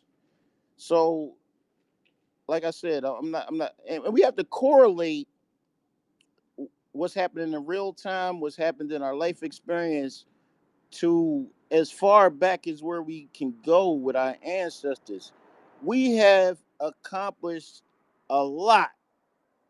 And when I hear this word, and I've said it till I've actually dissected it, white supremacy. What does that really mean? To me, when I was reading and shout out to Dr. Amos Clark like I mean, Dr. Amos and Dr. Clark, and even Neely Ford Dr. Amos Wilson. and even Dr. Chris Welsing. White supremacy, the way I received it was no matter whatever we accomplish, it'll be defeated. So what's the use of doing anything? And then when I took it to the natural elements of the earth and the world, well, the natural sunlight and I know some a troglodyte Neanderthal under the U.S. Census classified as white European mafia peasant criminal. I met him through my bro and him on the West Coast. He's a trust fund baby, and we were sitting out at his pool in the hot sun. He went in the pool, and that didn't cool him off. I didn't. I was like, "What's wrong with you?" He's like, "Yo, my blood is boiling. I got to get out the sun." So I'm like, "How the fuck are they supreme in the natural sun? The natural sunlight is their enemy?" Like subconsciously, when you keep hearing that and hearing it and hearing it, that shit make you think they supreme.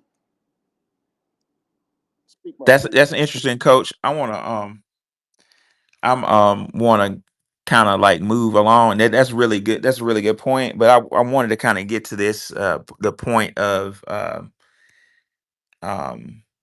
uh how Welsing talks about. She talked about like the black marriage structure. And then she starts talking about black men. She isolates black men. And before the space closes today, I wanted to really kind of touch on black females. I'm handling this one for with kid gloves because I know I got some hateristic professors this lurking in incognito mode. So I might be a little codified with some of Dr. Francis Chris Welsing's words. So y'all forgive me with that. But Dr. Welsing We can says, spiritually discern what you mean, bro. That's why we on the same family tree. Fuck them. yeah. Dr. Wilson said this excessive and disproportionate pressure on the black male by the global white system produces a grave imbalance between black male and the black female. Here we go. Even though we both are victimized by white supremacy, the imbalance has produced what some incorrectly call the black matriarchy. Okay, I'm gonna start right there. Do y'all think how do y'all feel about that? Do y'all think that the whole idea of a black matriarch or strong black woman is a false idea? That's what Dr. Wells is You implying. mean What do y'all a think about false that? idea, or I don't understand. She says the imbalance is produced with she called it incorrectly. So she said this imbalance. Let me read again. She said the excessive disproportionate pressure on the black male by the global white supremacy system produces a grave imbalance between the black male and black female. Even though both are victimized by white supremacy, Dr. Wilson says this imbalance has produced what some incorrectly call. She said it was incorrect. The black matriarchy. Oh, I see what you're How do y'all? saying. How does she feel about? How do y'all feel about that statement?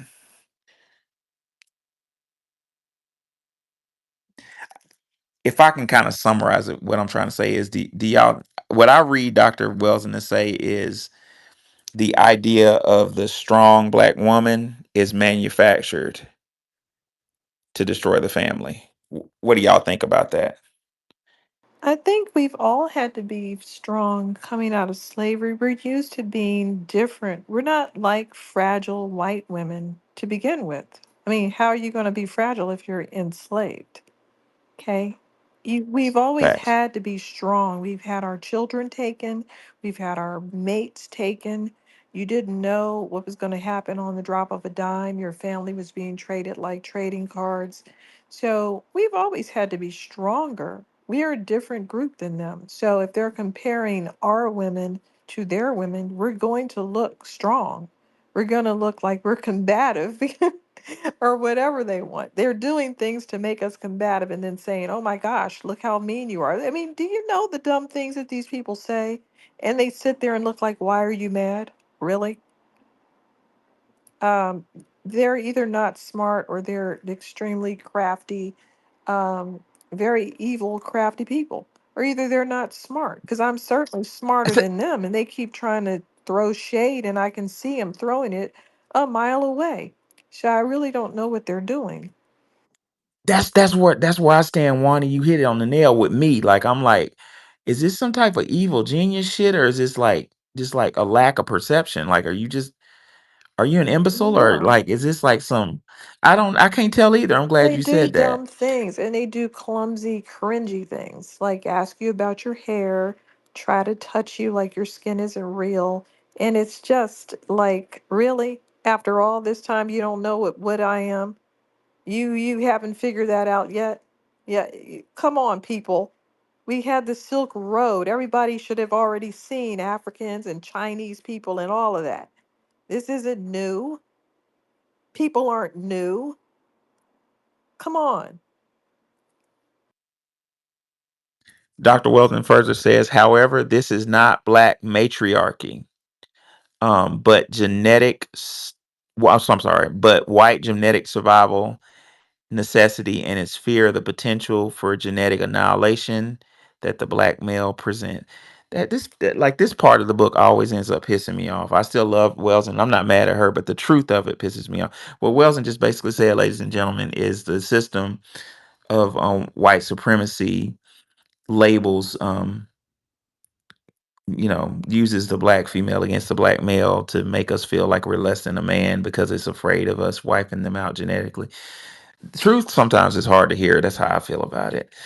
Dr. Welson says the conscious and unconscious struggle for white genetic survival by the global white collective necessitates certain basic and specific relationship patterns between whites and black males and whites and black females in all areas of life activity. An appropriate anthology is found in the game of chess. The white king, companion of the white queen, and all other white pieces on the chessboard must move in certain specific patterns against the black king. The black queen and all the other black pieces of the in the white king is also to checkmate the black king. That is, of course, the main objective of the game of chess. In the game of chess, the white always makes the opening aggressive move. Wani, that's what you were just saying. Like I'm gonna attack you. I'm gonna attack you. They make the move. I'm gonna attack you, and then offense, defense. Dr. Welsing says the black king and queen must move in tactical strategic harmony with each other if they are to counter the white assault successfully and defend their side of the chessboard effectively. This harmony is particularly crucial if they are to checkmate the white king. If someone with no in-depth knowledge about the game of chess sits down at the chessboard to play the black side of the board, while an expert in the game of chess sits down on the white side of the chessboard, um, the player. This is like almost exactly what Wani said in a different way. The player on the black side of the board will surely lose a game. He or she will not be checkmated repeatedly. The player on the black side simply does not understand the game. You know what that made me think of? That made me think of like the police pulling over like a young brother in the hood and the police getting an attitude with the young brother and the young brother cussing the police out. It's like, gotcha, checkmate.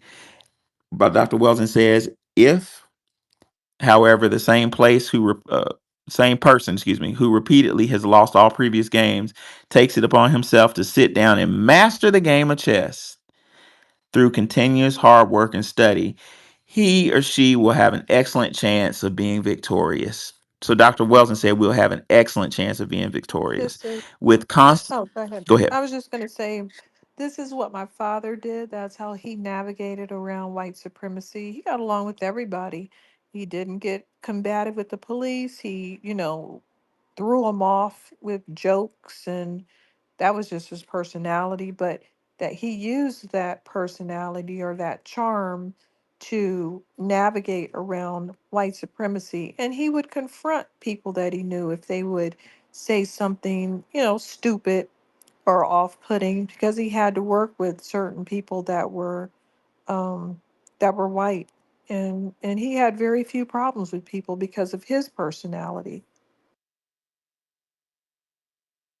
Right, right, and that's beautiful. But I'm seeing now that we're playing this game of naming ourselves and delineating and fighting for what's ours, I don't y'all think that's what Welsing said right there about continuous study, about sitting down to master the game.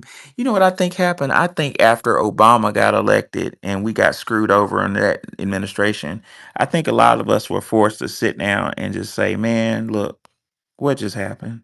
And we had to have a come to truth moment, and we're learning how to master the game.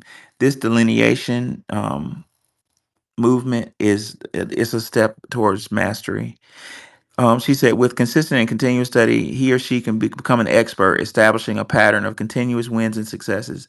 It is much easier for white supremacy to control the female headed households, wherein black females must confront a white male dominated power system alone.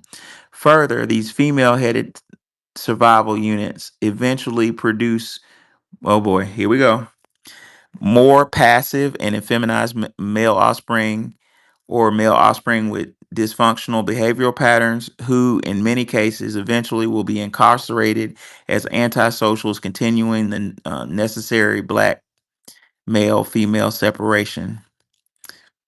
Hmm. Christopher, what are your thoughts on that? Yeah, I think that like it is a weapon. I think white supremacists have weaponized it, because I think that we should look at how they interpret or how they perceive when a female says, "I'm strong and independent." I think that like from their perspective is just someone telegraphing their vulnerability and their hurt and pain. The same way that when I hear black women and black men calling each other kings and queens. There was a time, the slave back in antebellum slavery, that was an inside joke. They would call the slaves kings and queens. You guys were kings and queens as a joke. But I think overall, if you notice with media, just the whole system of propaganda, whenever they do some type of SJW type of inclusive narrative filmmaking or even shows, they always put the black woman in a male character position. You look at Jurassic Park, the most recent one. They had this very, I think probably her character was LGBT. That's another thing though too. Not only they remove the femininity from our black women and narrative forms, but they also make them gay and make men gay as well by feminizing them as well. Regardless of people's decisions of doing that, but it is a weapon.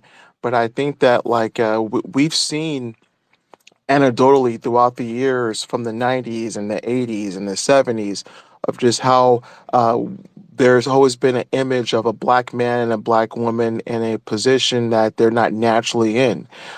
And so I agree with Dr. Welsing 100%. And on top of that, that mentally helps the white supremacists to look at us as inhuman. Because if you look at like no other group, no other ethnic group in the world talks about matriarchy and patriarchy.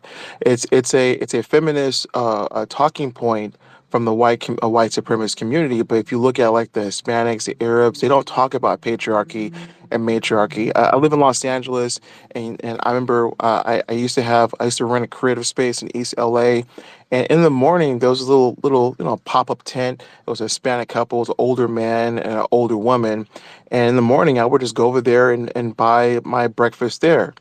Whenever I would hand her the money, she would hand the money to the man.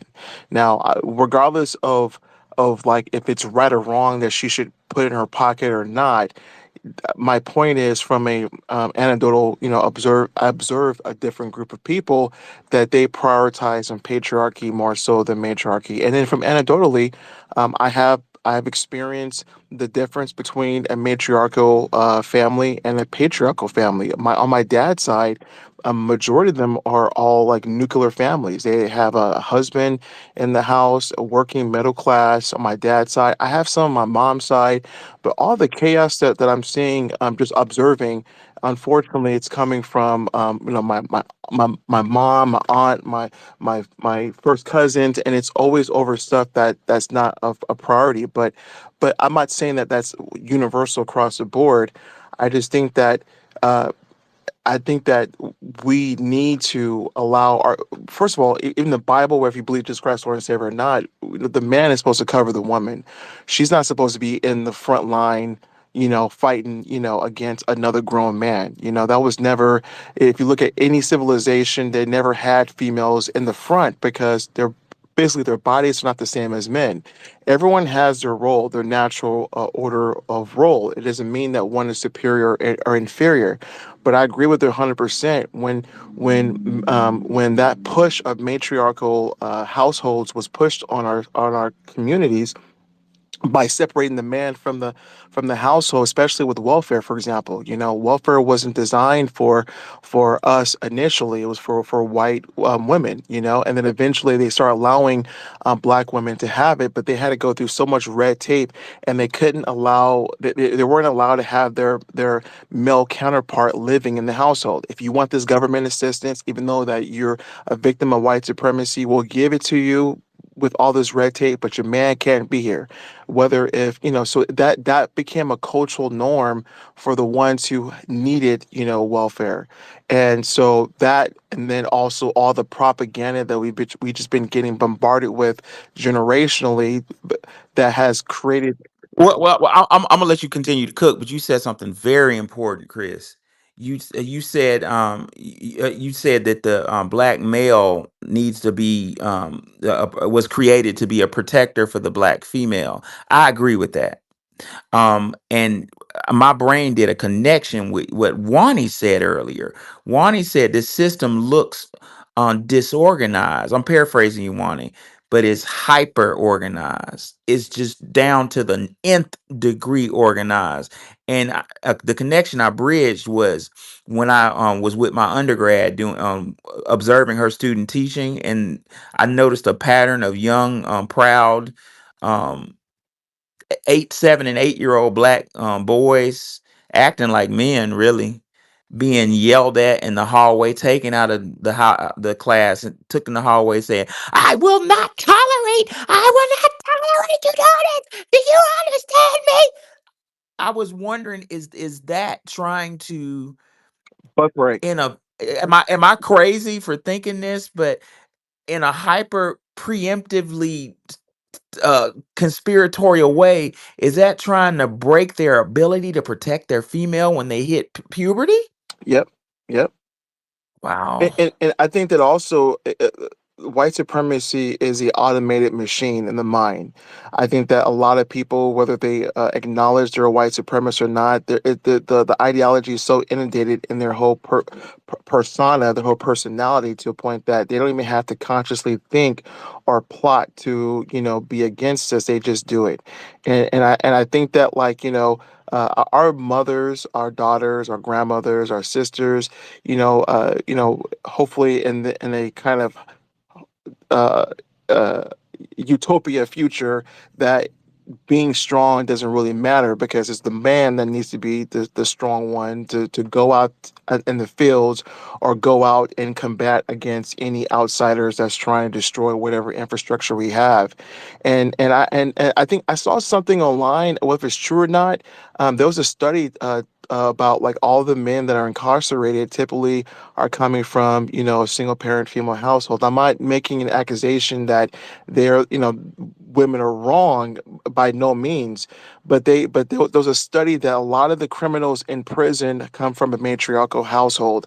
I'm not saying women are proponents of chaos, by no means. It's just that there's an element missing in the development of children.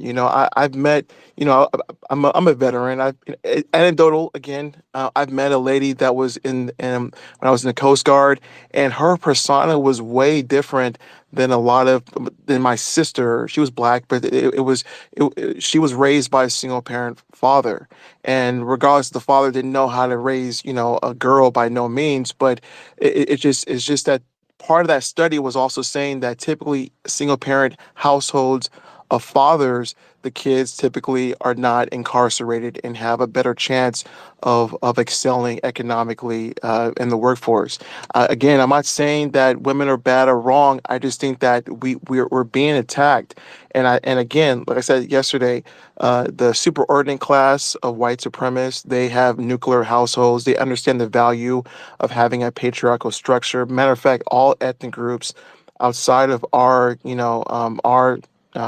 group, they prioritize and patriarchy. Whether if it's working well or not, they understand that everyone has a role, and I think that they use that mentally to help them to look at us as inhuman, because literally the man is the female and the female is the man.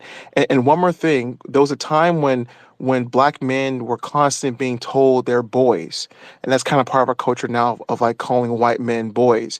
But if have you noticed that, like, now, because of that shift, that change, they just turned around and look at our children as adults, like Trayvon Martin and those kids were treated as adults. I forgot the name of that one kid who had a toy gun. I saw a video today of some kids that were shooting, two white kids were literally shooting a pistol in an abandoned building, and the cops showed up. They drawed a gun on them, but then they just arrested the kids, and the kids hit the gun, but we don't get the same exact treatment. And I think part of it is that these white supremacists have to create a false narrative of making us inhuman and making us opposite of all the intricate things that, define gender, as well as, things that people would resemble as human. Yeah, brother, and that was beautiful, wonderful. But no, I didn't take you as attacking our sisters. Since this is my space, I'm gonna take the time to say, to make it really clear, that I am not attacking my queen, my foundational Black American woman. That's not the purpose. We're both victims. Both of us are victims. We're just identifying a very hard truth that the system is doing to both of Well, us. Um, can I say what you say, something? Wani? Yes, I ma'am. wanted to veggie back off of what he was saying about how white supremacy is on automatic. It is. And sometimes I get into arguments with people in the room because not only do we have immigrants coming over repeating racist tropes to us, but we have our own people, like people that we know, posting black on black crime and focusing on specific types of crime, but not focusing on who gets caught with child porn and who murders their whole family. They just pick out specific crimes. Not only that, not only do they pick out specific crimes, but they quote fake statistics. Because the FBI has said for years, we don't take statistics from every state and city. So it's not reporting everything that's available. And then they talk about mass incarceration and all these things like everybody's in jail. And it's just not true. 94% of Black American men are not in jail, and they haven't, they don't have a history of going to jail.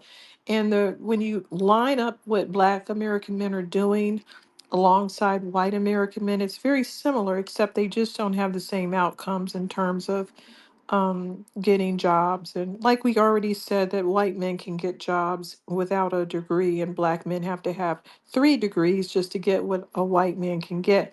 So I just wanted to add on to that.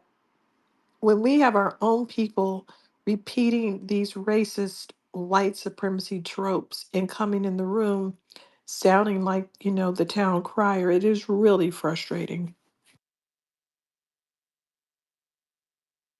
Yeah, Wani, and you're like right on, right in tune with Welsing. She's about to identify that. But first, before I finish with the reading, what Wani said was my story. Wani saying that the white male and the black male have two different life paths. They're not balanced. That's my story. I went to school how many times? Undergrad, law school, and grad school, and then went back to grad school, but I didn't for a PhD. But I decided nope, not for me. But anyway, uh, what happened to me? I had just finished law school, and I was struggling to find a job. Well, one of my colleagues from high school, Caucasian male, who dropped out of college his freshman year, got into some trouble, had a little bit of a record, whatnot, got in a hit and run, got another trouble. Sat at home in a mansion for several years playing video games, got married and had a couple children. And one day, his wife decided that it's not a good idea for his son to see him sitting on the couch at 30 years old playing video games. So a couple phone calls were made, and this um, 30-year-old man with criminal records, plural, and no degree, got hired at G4, like the jet, the fancy jet, as in a management position. And we went to go celebrate it. We went to go have some beer, and I saw something that day. I went to celebrate him getting his first real job, and they told us to wait in the lobby because he was still doing big shot shit. You know what I'm saying? Like G4 is what, a $1 billion company. Well, I'm waiting in the hangar. We're waiting to take him to go get drunk. And I hear a jet, the engine get louder and louder. It's at the airport where we were in like a hangar, and I'm like, I know a jet ain't gonna come in here. Yes, a jet rolled up in that motherfucker.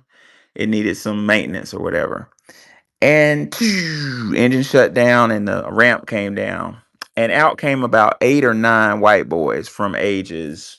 If I should guess, I'd say one looked 19. The oldest one looked like left 38, maybe 40. Um, they all had on sunglasses, blazer coat. They were sharp now. Blazer coats, and some had jeans, some had on full blazer suits, like suit and tie. They all had duffel bags in their hand. And I'm in that hangar watching them like a hawk. I'm waiting for them to go through TSA, right? Or some type of customs, because they had big ass duffel bags with God knows what in them. They never went through customs.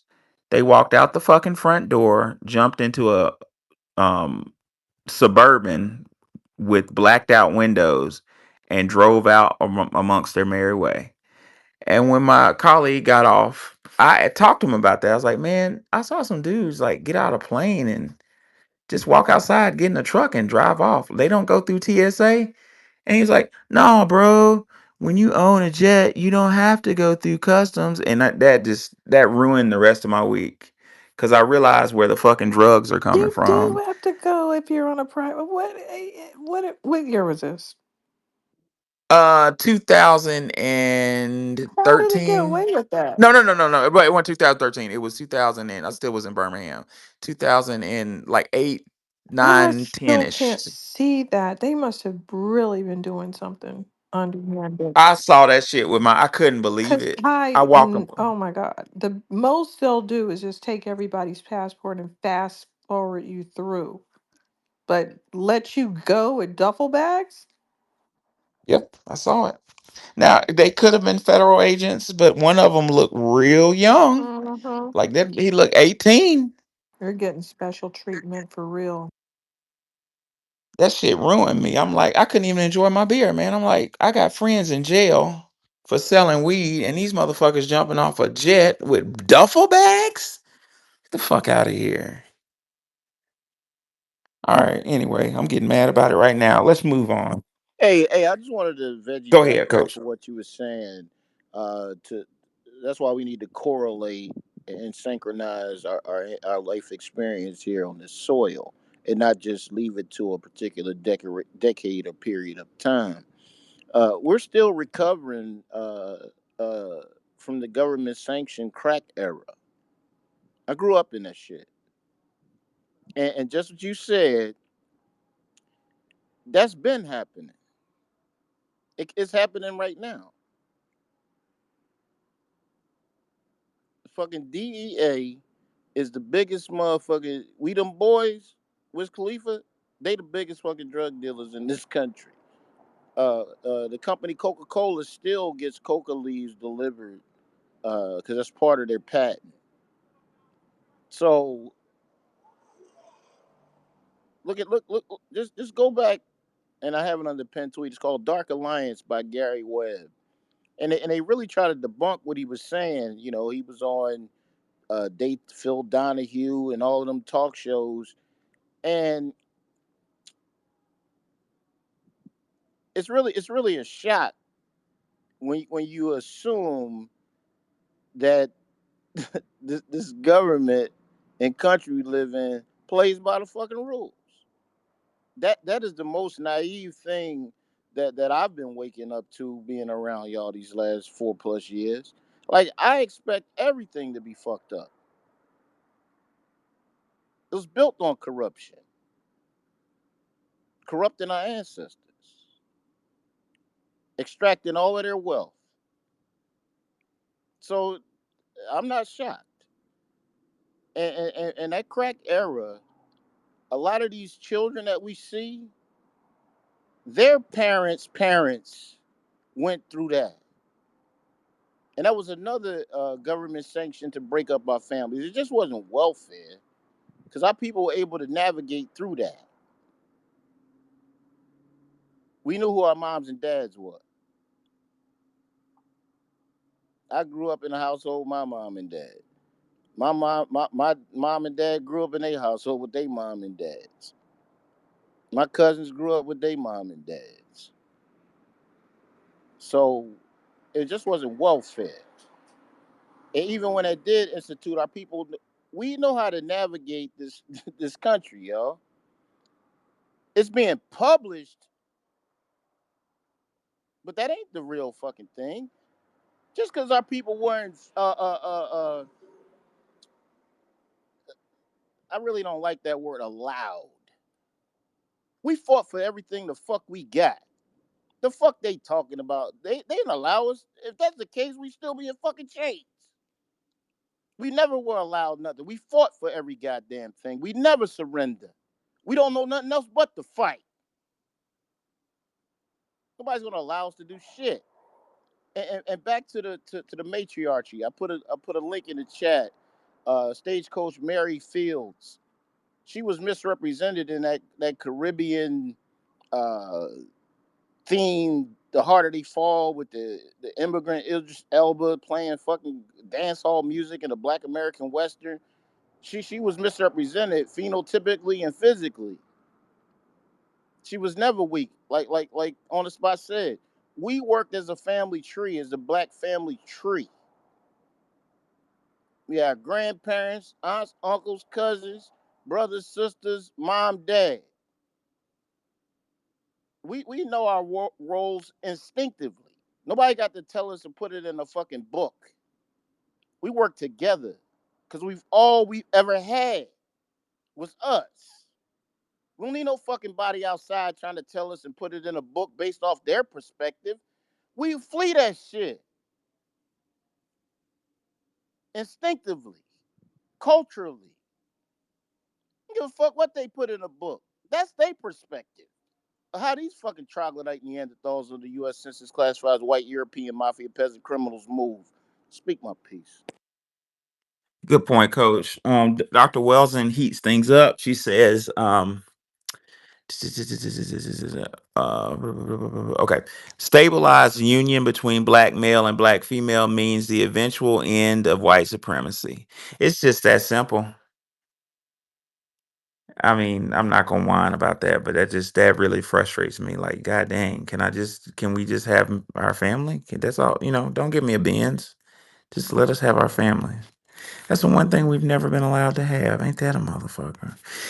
Welsing says when the black male and black female simply define their joint struggle in terms of achieving education, housing, jobs, money, rather than specifically countering the global and local dynamic for white genetic survival, parens white supremacy, we are attempting to function with the wrong game manual and with all of the wrong rules.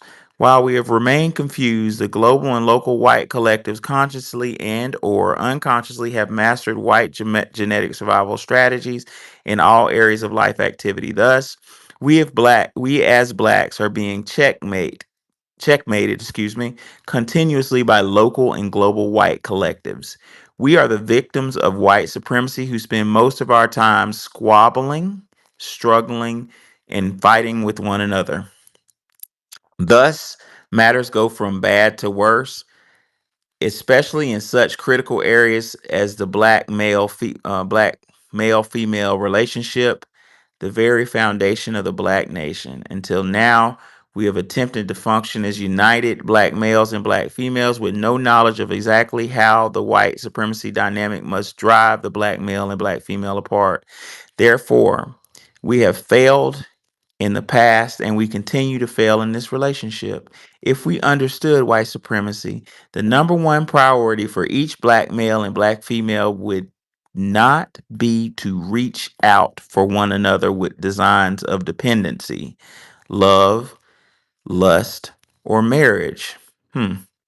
Instead, we would seek to master specific patterns of perception, logic, speech, thought, action, and emotional response that would counter the white supremacy dynamic scientifically.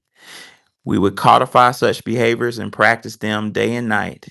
We would become a single minded in our activity, knowing that unless global and local white supremacy is attacked continuously and effectively, the black male and black female relationship has no chance of surviving. She says black males and black females would be in continuous exchange of information, knowledge, and understanding, like true team members, about how to counter white supremacy more effectively. This quality of exchange could take place as much as we exchange phone numbers, jokes, dance steps, trivia, and in all too many instances, drugs. There would be much less time to look at each other's eyes and become bored and then start quarreling and fighting. Instead, both persons will be looking outward beyond themselves to counter local and global white supremacy, which is the real problem annihilating the black collective. Ladies and gentlemen, I'm going to pause for a second and say that warmed my spirit because that's what we're doing right now. Do y'all realize that? Black males and females and fucking across the world, like different parts of the United States. We're on this we're not emotional. We're not yelling. I ain't heard nobody cuss nobody out yet. And we're talking strategies. Hmm. Welsing got a wish, huh?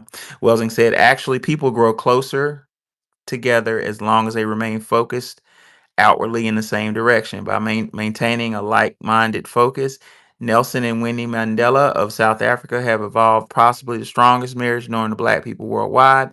They deserve recognition as a model for black male, black female relationship.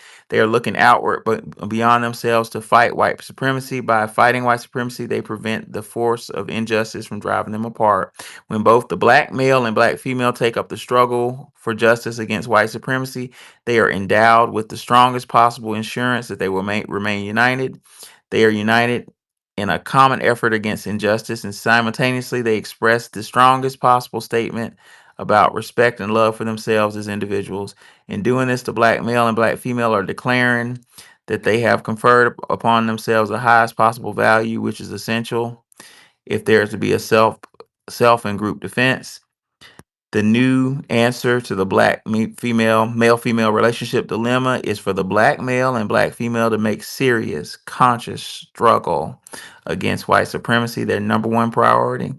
Fortunately, Neely Fuller has written a book for the victims of white supremacy. Y'all know what that is.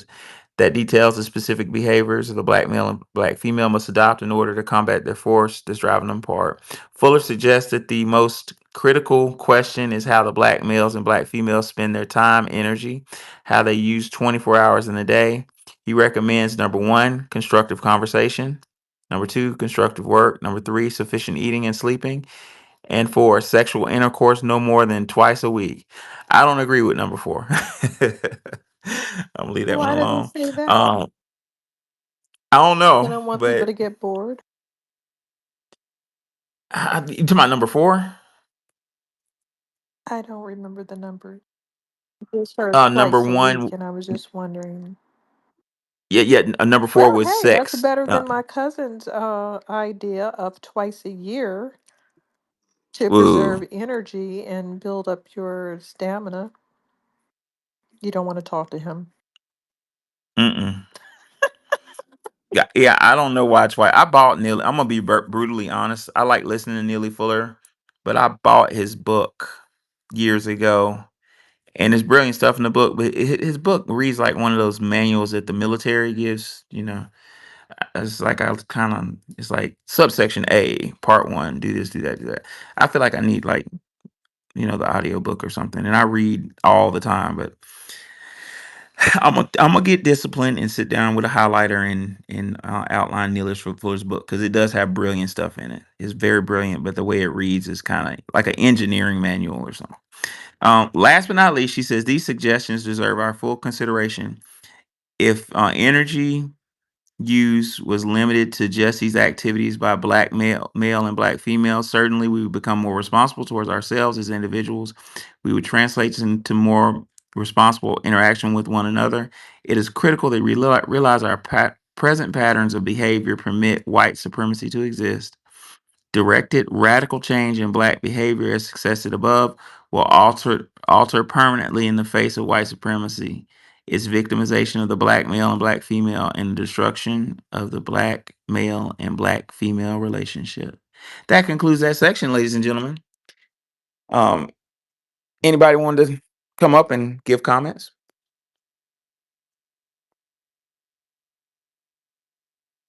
thoughts, concerns? Yeah, I didn't know if you didn't see my hand was up. Oh, I didn't. Go ahead. Yeah, I've been following Neely Ford Jr. since 2014 and Dr. Francis Cress Welsing. Neely Fuller Jr. is a globalist. He's anti lineage based Special Field Order 15, aka 40 Acres and a Mule, aka lineage based reparations, because he stated that cash will destroy us. They their perspectives are globally based on skin color, and it attempts to synchronize us and stitch us to the world's problems, but they take us to the woodshed. I need to ask a question. Go Yes. ahead, Wani. Against cash reparations, but wants cash reparations for the world? Like, how does that, coach, you moved. How does that work? Because I noticed that these Pan Africanists say no, the money would destroy you, but it didn't destroy the other people. but yet they still keep talking about I feel like cursing, but I'm not going to. They still keep talking about the money and how it needs to go to some other individuals. I want to curse again, but I'm not going to. Thank you. They drive me crazy too, Wani. Now I have it under these are nearly full of Junior's own words. Like I have all his publications, like the compensatory code concept system. Like like I said, I'm not uh speaking from a place of ignorance. I couldn't believe he said that shit. So I listened before I even played it. I got rooms on record that I had to listen to it. Anything I talk about, I research for myself before I even talk about it with anybody outside. And I just didn't understand what his perspective. But then I realized he's about universal man and universal woman. They're globalists, and they intertwine their conversations with the world based off of our lived experience here. Like everybody's experiencing the same thing we are around the world, They're and not. that's the blind. That's the No, but sad that's the thing. blind. Have you noticed these foreign groups acting like they're us? It's like standing out in front of the Harvard talking about racism. You volunteered to come here. Go back to Asia. What Facts. are you talking about? You're not us. I'm the first Jamaican to do this, and blah, I'm the first black. Who cares? Go to Jamaica and be the first Jamaican. You're not the first black anything. That's for us. And not you. You can be the first Jamaican such and such in Jamaica. No one's stopping you from doing that. No one is stopping any of these other people from being the first of their group in something. We're the only ones that's happening to. And they want to come here and steal that. Like, what are you doing? And not to say that they didn't leave valuable pieces of the puzzle for us, but we gotta vet them. Like whatever's going to continue to add value to us moving forward in real time, we're gonna take that. Whatever's not going to fucking add value, either put it on the shelf or burn it.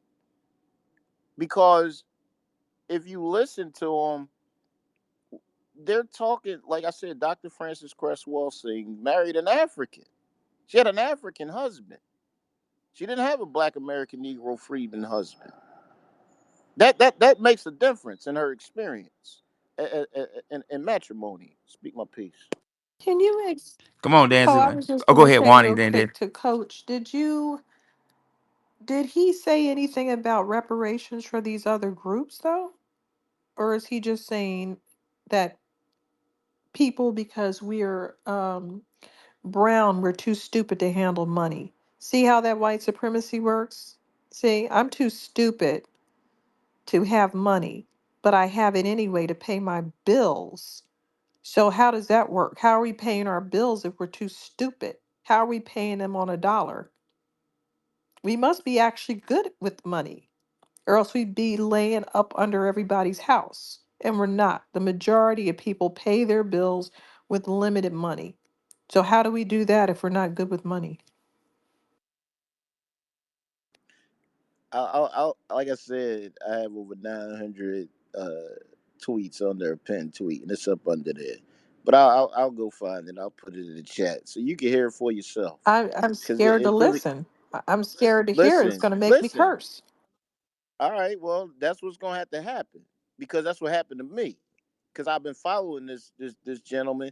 I think he's what 97 this year. He turned 97, yeah, he's and old. I gave him some grace because I was like, all right, he was in the military. He come through Jim Crow, so all his perspective is for all his lived experiences here in the United States of America.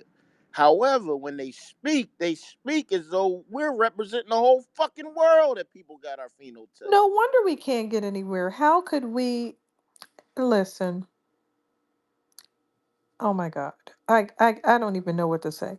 How can we It's represent or fix the world? They can't fix themselves. These people have governments and can't even fix one African country and make a soft landing for us to just go there and chill out. Not one. Everything over there is potentially dangerous. You may get kidnapped and you will be ripped off. That's going to happen. Yeah, I kind of stumbled upon Neely Fuller years ago and really liked what he was saying. So much so I bought his book. And I liked some of the things in his book, but couldn't get through it. You know what I'm saying? Due to the reasons I expressed earlier. But I heard on the spaces people dogging Neely Fuller, and I was like, man, well, how dare you? You know, I kind of felt like, how dare y'all? You know what I'm saying? That was me. No, Nah, on it, some real shit. I'ma stand on it. it wasn't just you, but You let don't me have to Nah, finish. what I'm saying apologize at is all. I'm not apologizing for a fucking thing. Please don't. No, I, no, I'm, no. I'm telling you it was me. I got recorded rooms under my tweets. Let me finish. Let me finish my point. And I was like, how dare them, attack Neely like that? And I was watching his show maybe about a couple months ago, maybe 4 months ago, early in the spaces, maybe 5 months. And I listened to him. I actually heard him with his own mouth say he was against cash payment. So I need an explanation why he said that. I don't know. Why would he say that? I'm going to go find the link now. I'm gonna put it in the chat so y'all can hear the shit for yourselves. Y'all gonna cuss. Oh, So yeah. Yep. I also heard Umar's ass say some shit like that. yeah, he's subject to say a lot of things. I just hear the highlights. Danziland, what you got? Good evening or good morning, y'all. Well, I like Nellie Fuller. I do know about the cash reparations, but to me, I think it's more of a understand. I think that is his way of explaining his concept, because his concept is if it ain't constructive, we don't need to be around each other. So I think most 9 times out of 10, the stuff that we're doing on Twitter is what he said we should be doing, is being constructive. So I do kind of get on that concept. But with the money thing, I think he's just from experiencing what he was slightly a part of the black codes too, wasn't he? And Jim Crow. If he's 97, so you're talking about in the 1900s, early 1900s, he was a part of the prohibition as well. So I think he understood and started seeing the concept of the black exploitation and all that, and the drugs and what women were following and what they were, like how Dr. Francis Cress Welsing and Sister Shahrazad Ali talk about, as in the money and materialistic things like that. So I think that's more of his concept is, let's get our shit together, because when we do, we're gonna have to go to war, because he is military. So I think it's more on that concept, because that's how I've heard a lot of military men say is it, because if you're gonna have to be ready for war, and most of us ain't even prepared for that type of the conceptual of like You mean a race war? yes. The average white man is 57 years old, Yeah, but And yeah, overweight. but they still remember and they drink beer. when was the last time they bombed America? People forget. With the move, 85. 85. Philadelphia, 85. they're not bombing nobody. Oh, you don't think? Well, yeah, you might. What? I was just going by Nellie Fuller because I Well, know if he's they bomb us, then what's the point of us having guns? If they're just going to nuke us, there's no need for me to learn how to shoot under those circumstances. absolutely. And that's the one thing I spoke with my dad, and big stuff like this. He was military as well, Air Force. He and all that, and he was a part of intelligence, and that was one of his one things was I don't. He said they might not be as scared as you think to blow us up if we feel like we say Now, fuck. see, this is the root of Pan Africanist.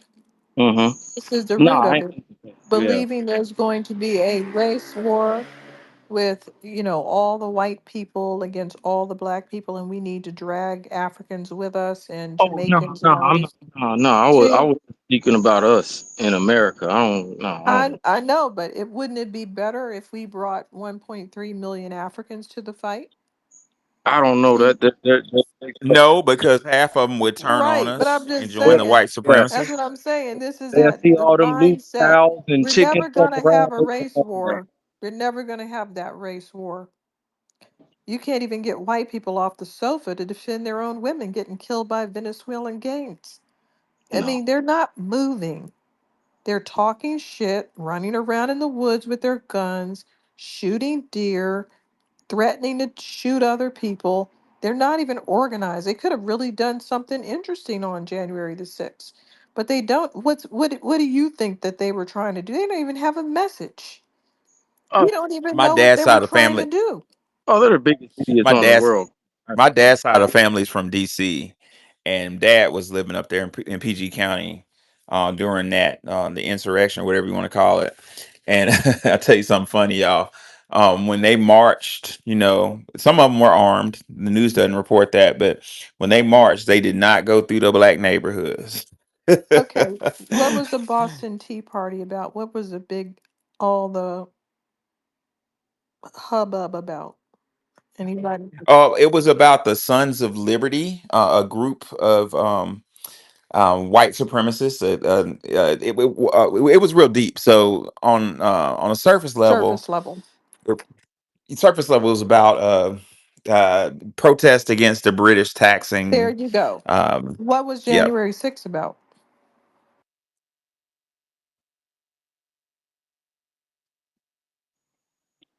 I'm drawing a blank for some reason. Help me out. I'll never It was know. it was their typical Karen behavior. That's all. I, they could have used that to actually have a cause, but they didn't. Like nobody knows what they were doing. They're just dumb. Okay. Oh, that was your point. That's funny. Hey, I put the nearly full of dreams. I'm not giving anybody any passes. I don't have no sacred cows.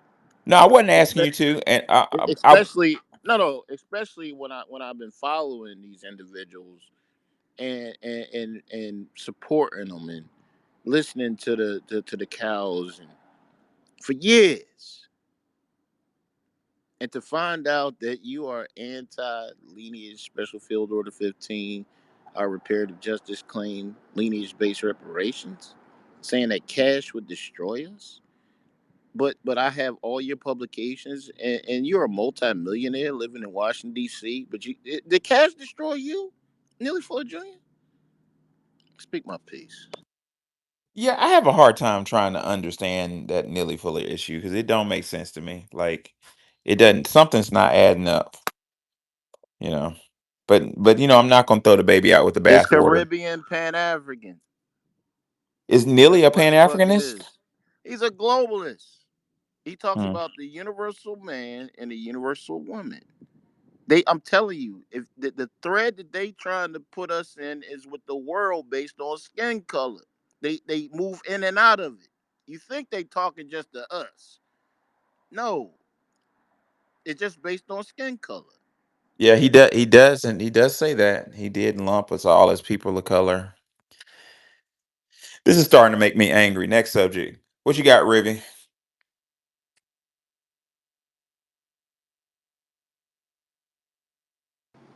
Phone acting up. Hey, in lighter news, Cat Glover died. I didn't know that. That's crazy. Nobody? Nobody knows? A lot of people passing Nobody away. knows who that is? Yeah. Man. I don't know who that is. Race War. Who Oh, is that's it? it. Cat Glover was in a Prince's Erotic City. She did a lot of choreography and that Oh, he had like a music video, well, hour-long music video thing. let's go back to the race war that's was proposed. Never gonna happen. Well, they already did it. Okay. They just attacked us and we didn't have any weapons. It's called the Ku Klux Klan and the other massacres. So now what? Yeah, don't forget the Tammany machine in the north. They operated. Those are the Ellis Island illegals that came over here from 1870 to 1924 that helped facilitate the fucking Red Summer and the Tulsa bombing massacres Mm-hmm. and the 1898 Wilmington, North Carolina massacre of our people. Yep. They listen. We were surrounded. This is why I know we not a fucking minority as a lineage. We'd have been wiped the fuck out. We was Co- pinned from the north with the Tammany machine and the south with the KKK, and we still here because of Second Amendment of the Constitution. Speak my piece. Coach, I used to think that when I was like 11 and 12, when I started traveling. I'm from Alabama.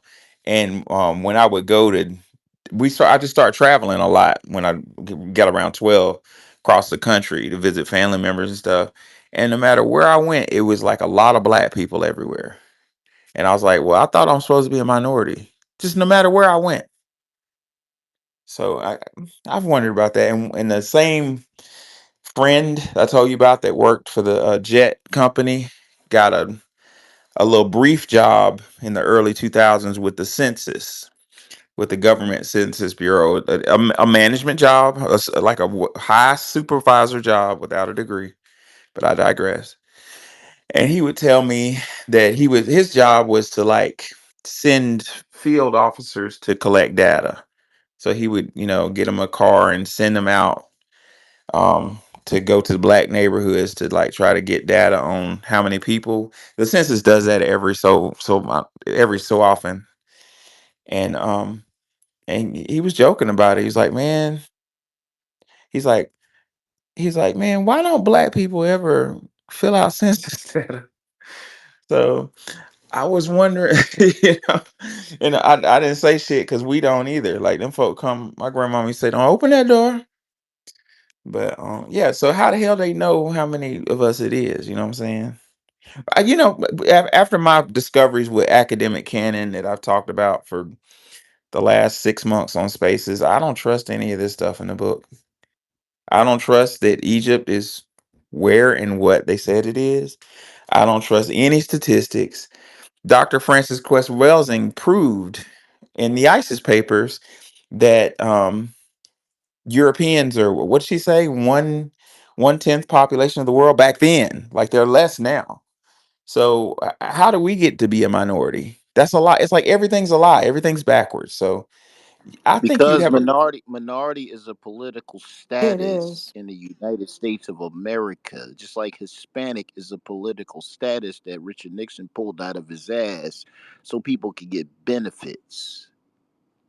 We our interpretation is a social cultural interpretation. Their interpretation is about legislation and fucking money and laws. It's about lies. It's about everything you said is correct. But really, if you want to stop dressing it up and say what it is, it's deception, right?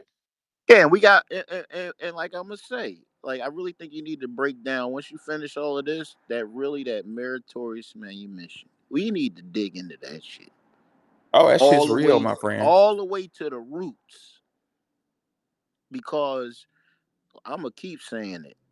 These are the descendants of our family tree lineage that been selling us out since the plantation, y'all. We should have executed a lot of our family tree lineage during the Civil War. That was the perfect opportunity. All the coon traders, we should have executed them. We wouldn't have this fucking problem. We wouldn't have followed these fucking troglodyte Neanderthals play of just bringing people here more that got your skin complexion. Why is there no No. punishment for that? That's what Dr. Claude Anderson asked. Now But repeat that. Repeat that on the spot. Why is I didn't there hear that. no punishment for that? Like horrible behavior, like with the California Congressional Black Caucus. Nobody's going to do anything to them. They did that in our face and lied in our face. That actually helping us with the long game because now it's all over the news, and our families who've been voting blue, no matter who, are in a catch-22 right now. It's helping our hashtag Operation Delineation move faster. These conversations are being had off this app, y'all. like, like straight up, and we're doing nothing new. Every generation of our family tree lineage has advocated for us, and we've helped others. Reading the publication, The Black Cabinet, we're the reason that discrimination is written in any United States of American documentation. We advocated for AAPI and didn't even fucking know it. We've helped everybody. And now we saying we just want to help ourselves, and people upset because they know what we're capable of. Once we don't need all of us, but once we continually build this critical mass, they know our people will be on fucking board. Once they see the grassroots moving, that's how it's always been in this country. Word of mouth, grassroots. Same here in my city. It was a 9 month. She was 9 months pregnant. Talking to my dad and my uncle, who's a Vietnam decorated war veteran. Did three fucking tours. Said in the late 60s, a 9 month pregnant Black American Negro freedman woman got assaulted by a fucking troglodyte Neanderthal cop, and the city was on flames. But what they didn't report is there was a lot of them put in the dirt. They were just reporting on the news, man, they burning the city down. No, our people was busting back. Yeah, we used to be They different. just That don't happened. report that shit. Same thing happened with the 16th Street Baptist Church bombing. That's my They didn't church. Yeah, I report our know. people. Our people turned up all over the country.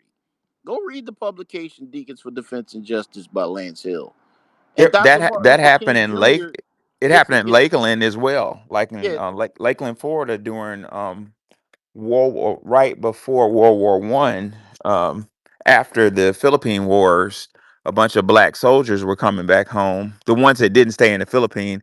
Did y'all know that a lot of black soldiers that went to fight in the Philippine Wars got over there and just said, "The hell with the U.S." and just stayed over there and married a Filipino woman because they reminded them of black women. Dr. Howard Zinn talks about that in his book. But I'm the writing black about soldiers that that now. came, isn't that interesting? Like, why don't we? I'm writing about when I say Austronesian, I'm going to correct it. It's pre-Austronesian. Hmm, See, they've changed because of waves of Siberian people, the whitening of the world. That's why interesting. If everyone you keeps want some, getting lighter and lighter because of waves of Siberian people change the way people look in Turkey, in different places. Plus, we didn't even get to the part about the Greeks and the Turks taking over stuff. Hey, on the spot. Yes. When just from the perspective, if you're just looking at skin color around the world, and you're referencing it to our lineage here in the United States of America, and you say that we don't have a sense of family, we killing each other, and it would you would have like a skewed perspective because you wouldn't have broke it down based on family tree lineage, tribes, or clans of people. You would just do it based off of skin color around the world. Mm-hmm. And that's where Caribbean Pan Africanism has harmed us because we assumed, without vetting, without asking any fucking questions, that people that had our skin complexion, wherever it was at on the earth, they were experiencing the same exact thing we were. And that's false. That's not accurate. No, it's not. They live in societies where everybody looks like them, and the white supremacy touches them in another way, but not in a very personal way like with us. It touches us in an overarching way, personally, right to our faces, every aspect of our existence. I think one of the that's very true because in Africa, you go to West Africa, you have whole jurisdictions of people that look exactly like each other who cannot stand each other. You would think they were like different races, right? But if you look back at our history, I think, and this is just a theory, but I think that overarching personal touch um, comes from that damn Georgia corporation from Captain Oglethorpe. He sent he sent psychopaths to the United States. The worst of the worst. Well, Australia got worse than we did, but we got it pretty bad. We got lunatics and shit. That Nah, listen. it's a theory. We nobody had it worse. We still dealing with this shit. No, no, that's not true, Coach. Australia got the worst. They got the worst. Like according to history, they got the worst of the Yeah, they psychopaths. did get the Captain Ogletree. criminals and whatnot. They got like straight up criminals.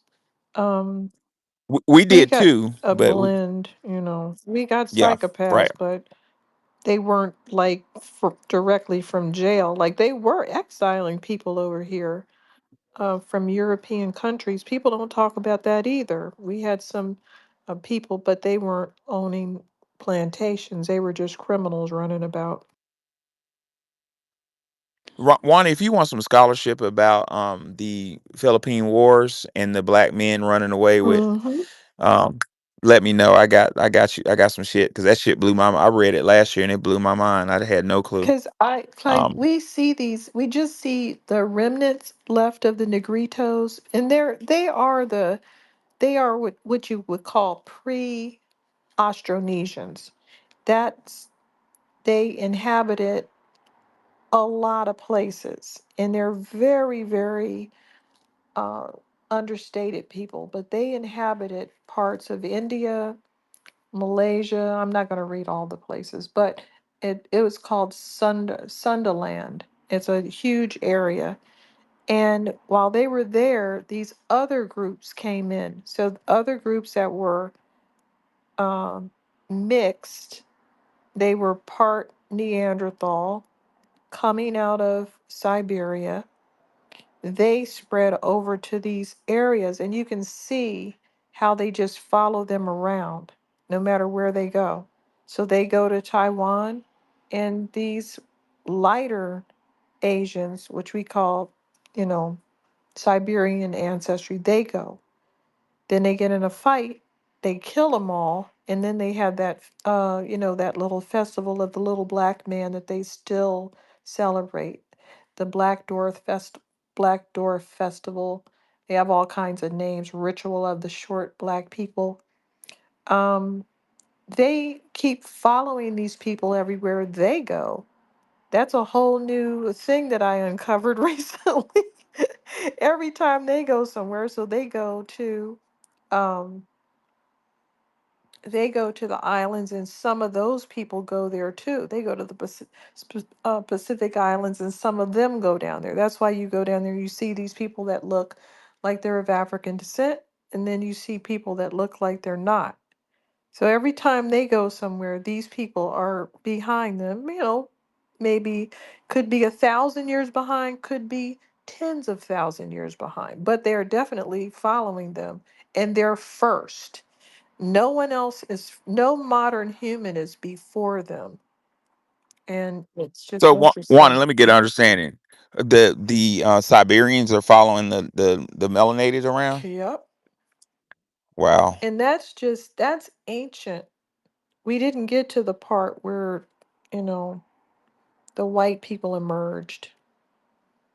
That's a whole nother wave. But the initial waves, that's why people like these little negritos is what they call them, but I prefer to call them pre-Austronesians because that's actually what they are. And the current Austronesians, they look lighter because they have admixture with the Siberian groups. And that just goes on and on and on, all over the place. Like we were saying before, when you start talking about finding somebody 20, 30,000 years old, that's not a white person. It doesn't matter if they're in England, doesn't matter if they find them in wherever, they dig them up, Austria, Germany. These are people that are not white. And they lived and they did their hunter gatherer things, and they slowly as they moved along, another group comes in and whitens them. Every time you had the Negritos living all over China, and then this other group comes in and whitens them, and then you have the Han people that you see over there right now. That's not even the group that whitened them. There was a previous group, but the initial groups there are always very brown, very melanated people.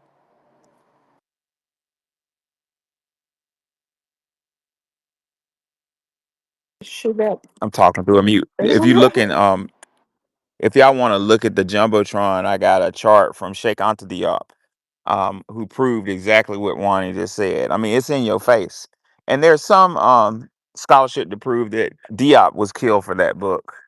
Um, because the book, I'm gonna have a space on that book one day. That's gonna really light a real big fire. Yeah, we should have Um, that space. I mean, I just I'm just writing this up right now, but you can see the time frames of where these Negritos are living, minding their own business. And here comes this other wave of people, and then they disappear. They run up to the hills, or they just want to avoid them, or they blend in with them. They do different things with these people. Robbie Blue, I saw your hand. I'm so glad to see you, man. Come on, talk to me. What you got, pimping? Good evening, family. How you doing? God bless. Yeah, Wani was spot on with her scholarship. I was just gonna say, and maybe you can expand upon it, or you guys can. I think at some point, the binding element that allowed them to subjugate all these other groups was religion. The most diabolical thing they did, beyond what the Romans did, was to get other groups to worship their image. So when they start doing social engineering and they get, new generations of people, they teach them the concept of God and this whole hierarchy, and it makes, the average white person feel like they're special, but it has a psychological effect on all the other subjugated people, or makes them even justify like a narrative of why they're being treated less than. And I think that that still, to a degree, plays a role around the world. But for some reason, with our people, we inverted the religion indoctrination, and saying we had self-awareness and we could identify with the Hebrew Israelites with our story, like with Nat Turner. So I wonder why our people, right, had a different take with it, whereas other people, they till this day, they use that religious I think the religiosity to subjugate people. You know what I mean? They go ahead. I know quite a bit about that, and that's gonna be a whole nother space that's gonna piss a whole lot of people off because I have a lot of scholarship on that. It runs people like Ben crazy, and it makes people just start babbling, and then whole spaces for 24 hours on end, calling folks demons and the We like. don't sit through that again. I'm not ready. I That sucker showed up in a room the other day, and I realized that I didn't unfollow him, and I blocked his ass right away. And then he starts giving me thumbs down. I'm like, motherfucker, you called me a demon. Go away. But Why are you listening to demons? He's always following us around. yeah, I'm a demon. But Robbie, so I'm gonna shorten this shit fast as I can. So there was an original belief system that believed the Holy Trinity: Aset, Asar, Aset, Haru, mother, father, child. The father, Asar, also known as God, the God of the perfect black, also known as Allah subhanahu wa ta'ala. Some people call him Allah, some people call him God. Um, was had a arch rival, a brother named Set Typhon. That Set Typhon turned into Satan. Um, Set Typhon was jealous of his brother, according to the Memphite theology, and his the problem that Asar had is he ignored the evil. So one day, a Set Typhon killed his brother on his wedding night. Of course, evil as fuck, huh? Right before he had sex with his wife, he killed him, cut him to a bunch of pieces. His wife, Aset, who the white man renamed Isis, put him to piece back together and gave him a proper burial. That night, an angel came to visit her and got her pregnant with the Savior. Okay, stop right there. So that was the theology for God knows the beliefs. I'm not gonna call it a religion. I'm gonna call it a spiritual system for God knows how long. Um, Now fast forward another 10,000 years. The Pharaoh class, the elite class, invited Asian men to do work, felt sorry for them, and gave them women. Mistake. Gave them jet black Egyptian Kemetic women because every man needs a woman. Sounds real nice, right? Wrong. The women had babies, mixed babies. And in 200 years, according to Dr. Chancellor Williams, the fourth cataract fell because the mixed baby said, I ain't black. And a civil war broke out. So Alexander the Greek, I don't call him great because he wasn't great at shit. Cletus Nagra, his second in command, was great. But Cletus Nagra was an Uncle Ruckus. Alexander the Great wanted all the information because people like Pythagoras had studied in those pyramids or mirrors, whatever you want to call them, for years, but weren't allowed to do the mystery school system. So they just got a little bit of information because the Egyptians wanted to be nice, right? But they weren't let them all up in their business. But when the Civil War broke out, Alexander the Greek is what I'm going to call him, had a plan. Since they're having a civil war, exploit that shit. Alexander the Greek, Cletus Niagara, and their third in command, a motherfucker named Ptolemy I, spelled with a P, Ptolemy, that's what it looks like. Ptolemy I, who Lagi, who wanted to be called Sotar, which means savior, because he had a massive inferiority complex, ran up in Egypt, Kemet, or whatever you want to call it, and start cutting off heads. They raided the library. That's a whole nother story, a whole nother space.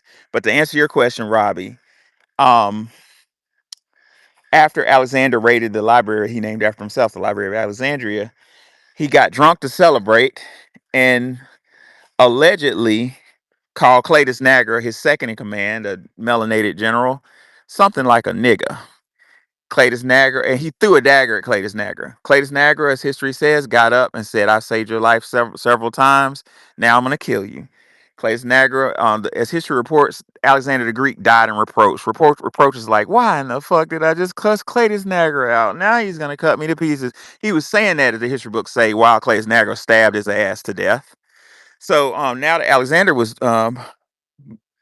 brutalized by his black general, um, the other generals had Cletus killed. That left Ptolemy I Lagi in control of all of Egypt. Ptolemy I Lagi, who wanted to be called savior, right? Sotar, S-O-T-R, that means savior. So Ptolemy I Lagi wanted to be called savior. He noticed that the Kemetic people all had a religious system that was very similar to Christianity. But when he went into those churches, those Coptic churches, the divinity showed a black likeness, a black man as Almighty God. B, a black woman as the female expression of an Almighty God.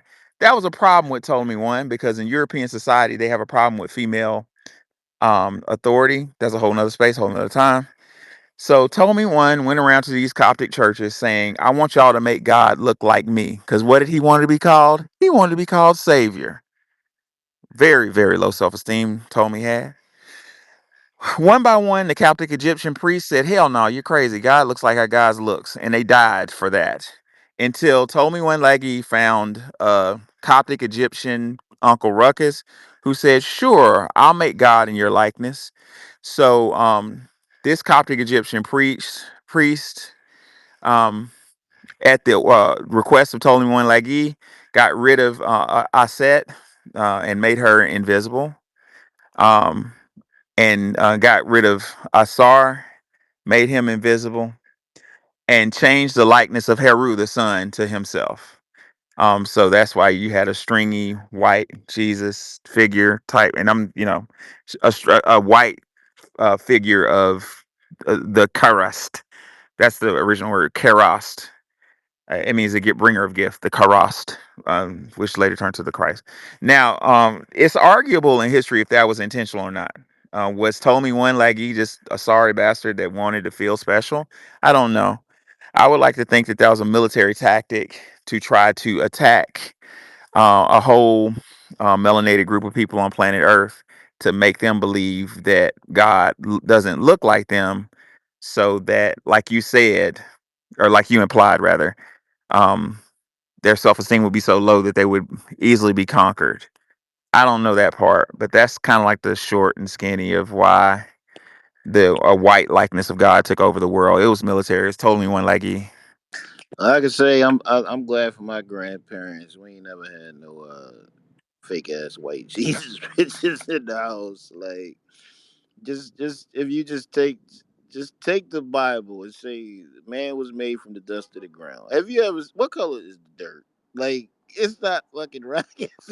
It's like there like even rice. Anything that you extract and you gotta make it unnutritional, like non-nutritional, is fucking white. Like white bread, white rice. Like none of that shit got nutrition in it. Like we're like I'm just glad that we never control mass media or print, and I'm glad this is our media, y'all. Like I know we saying we the grassroots and that which we are, but this is our mass media right here, and I'm glad for the spaces that be created here, even the ones that I disagree with. But it's getting the word out to our people. Speak my piece.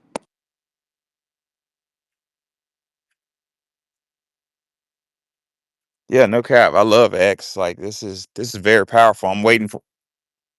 Uh oh. Somebody's having fun. Um, I think it's very What? powerful, and Twitter X. What happened? You Like got thrown I'm out? new. I haven't been on it a year.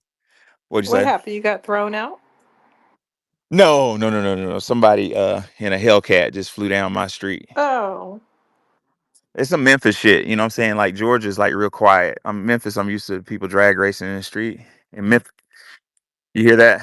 Memphis has no. followed me to Georgia. No. Hey, Sister Sean.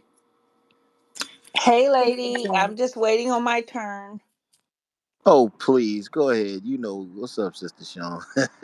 Yeah, so what I have to say is I'm kind of coming in on the back end, so I don't want to disrupt uh, topics.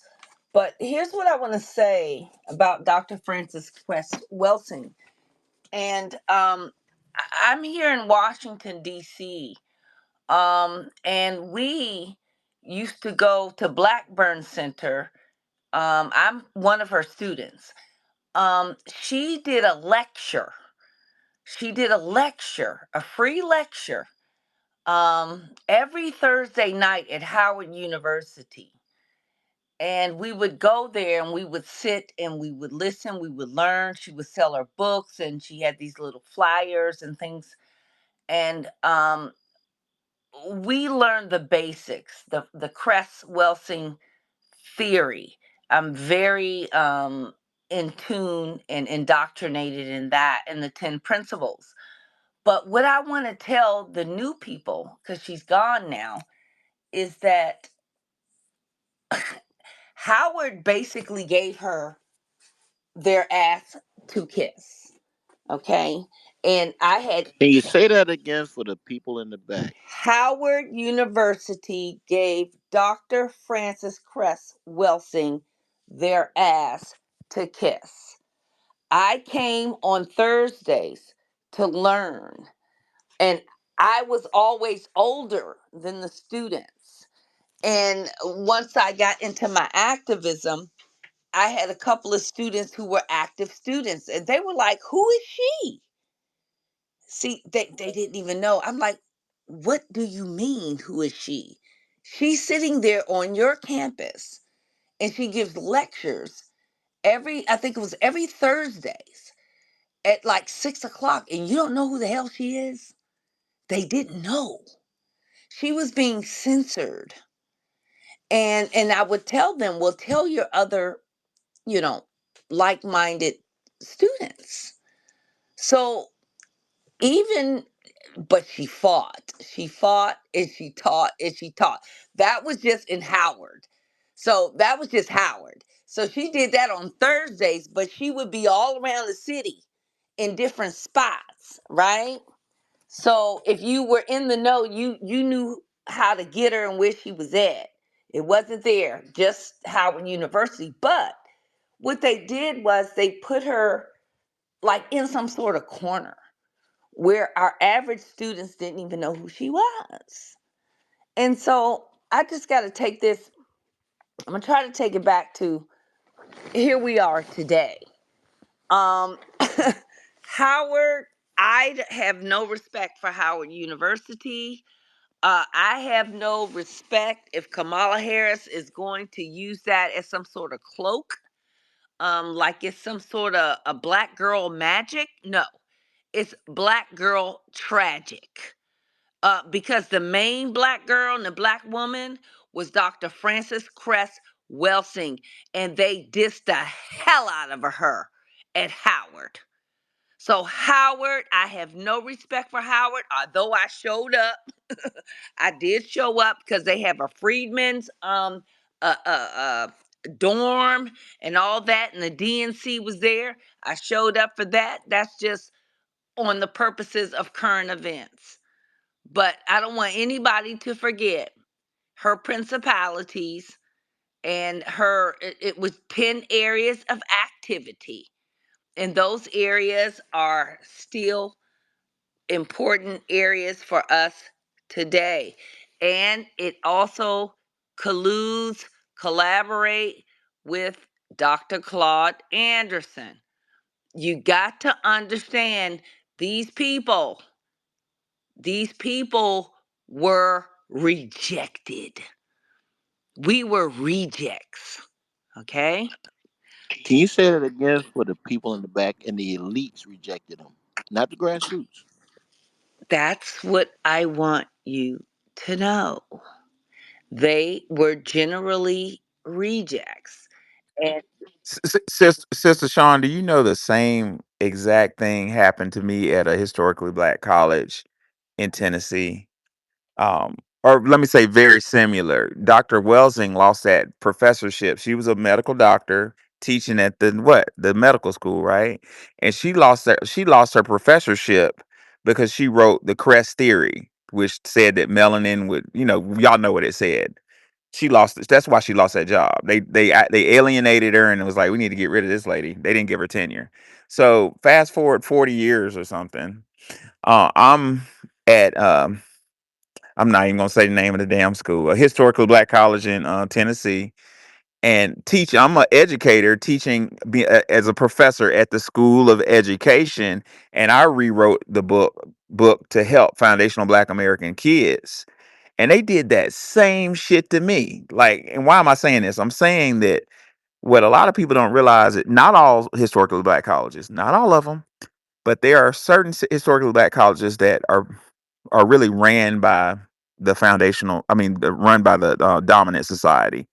You know what I'm saying? And if you identify yourself to be too black at a historical, which is fucking ridiculous, you're too black at a historically black college. What type of fucking oxymoron is that? They get rid of you. They did deny me tenure and got rid of me for doing the same shit. And I'm proud of it. I'm proud of like living her You's tradition. best to stop that over here teach these peoples about themselves. so Get away so from what I here is want what to y'all close saying. on, I want to tell the state space that I was up front and personal with her, and she was steadfast. And what they did was they put her in a corner, and but she also showed up in other spaces around the city. She lived right on 16th Street.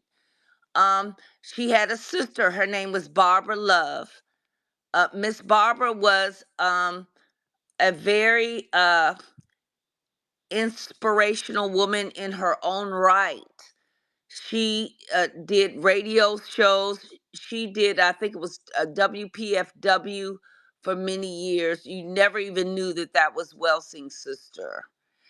But in this city, Welsing has really been very, very instrumental on us.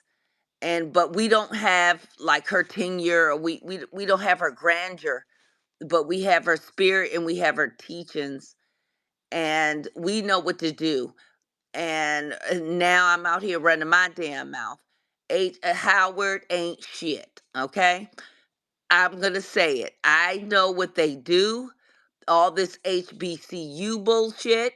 If you ain't for black people, if you ain't for FBA, just remove your title as a HBCU, and we need to go and run their asses down, just like we're running Kamala on whether she is an Indian or a goddamn black. We're done with cosplaying and hijacking who we are and what we are principled in our principality. HBUCU is supposed to be for foundational Black Americans. Then I read another article. Part of our culture is our band. We have these you know it's wonderful, the bands, and the grandmaster of the band, one of the HBCUs, they got a Hispanic as the grand bandmaster. And at our football games, that's one of the biggest things when we have these band battles. with colleges. That's bullshit. Nobody will allow us in the synagogue, and no Negro is going to be in the synagogue and be the goddamn grand master of any motherfucking thing. Okay, so we shouldn't, if we're going to protect it, we need to protect it. And then, gosh, what else? Oh, I'm getting a brain fart. There's another thing that's really important. Okay, I already told you about. They put the Hispanic grandmaster at a HBCU. Um, ah, here's the next thing. I don't know if you guys remember when the Ukrainians were coming in here. Okay, I'm totally anti-open border. I'm gonna fight it. We would need to close the borders. But I want you guys to remember the story. The fucking Ukrainians came in here. All right. So now you're gonna bump up, and now you hating on the Haitians and talk about they eating dogs and cats. Okay, well, we're forgetting about when these Venezuelans were biting police officers in the arm and the forehead. They literally were biting them in the forehead. Okay, so now we're gonna zero in on the Haitians. But let me tell you something about that immigration thing. It was these Negroes, these traitor Sambo Negroes, uh, preachers. They will open up their churches for the damn Ukrainians. And at the HBCU, they were open. Well, they said, "Oh, we're going to give free tuition for the Ukrainians," and it was the HBCU president doing that for the Ukrainians. Don't forget that. Look it up. I don't have it exact, but I know that it was in my mind. That's what they did. So this is Sambo type activity. So I mean, why why don't you give free tuition for the Haitians or the Africans that are sitting up there in New York City? I don't want any immigrants, period. But I'm at a point where you're not gonna sit when the fucking immigrants that look like you, that are biting police officers in their hands. Now all of a sudden you want to go against the black immigrants. I ain't going for that. Hey, sister Sean. My wife just texted me. She's on her way home from the hospital early, so I'm gonna have to cut this short. We got one more speaker. And I'm gonna go ahead and close the space. But I appreciate you, and hopefully I'll see you again. Our story. Talk to me right quick.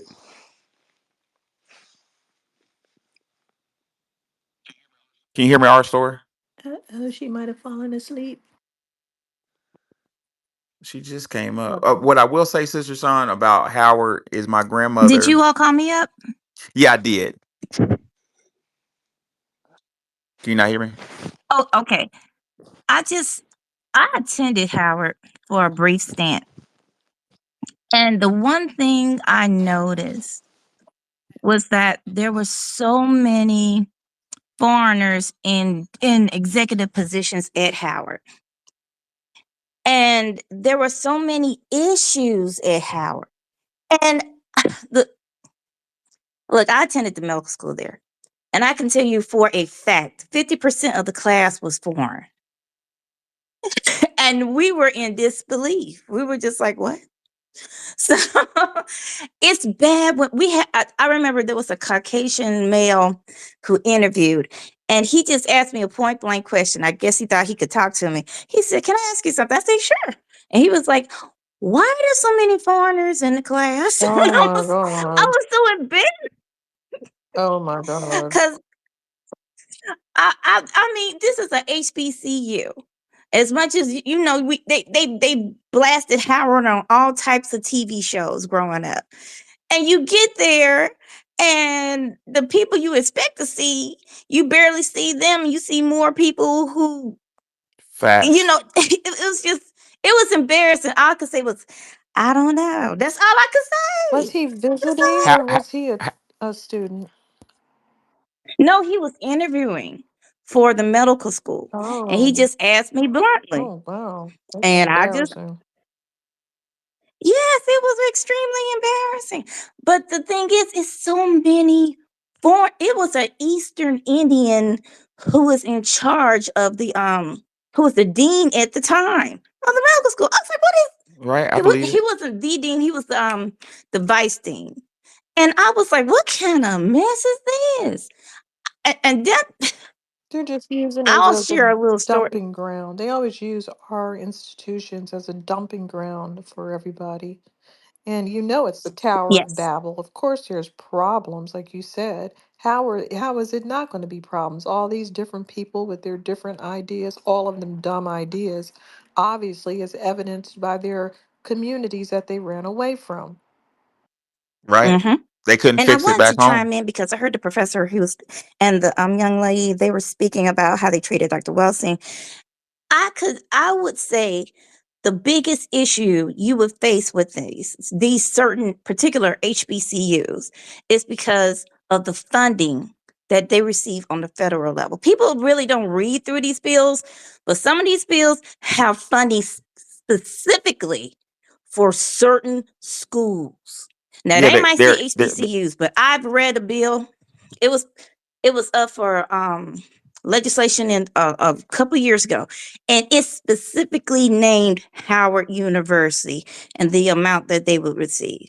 So if you're wondering why they mistreated Dr. Welsing, and if you're wondering why they mistreated you after you wrote that book, that's why.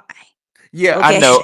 It It's went against their agenda. They're not trying to lose any of their money. right. And going back to the class, you know, I we had a big problem that year because one of the students from Louisiana said the quiet part out loud.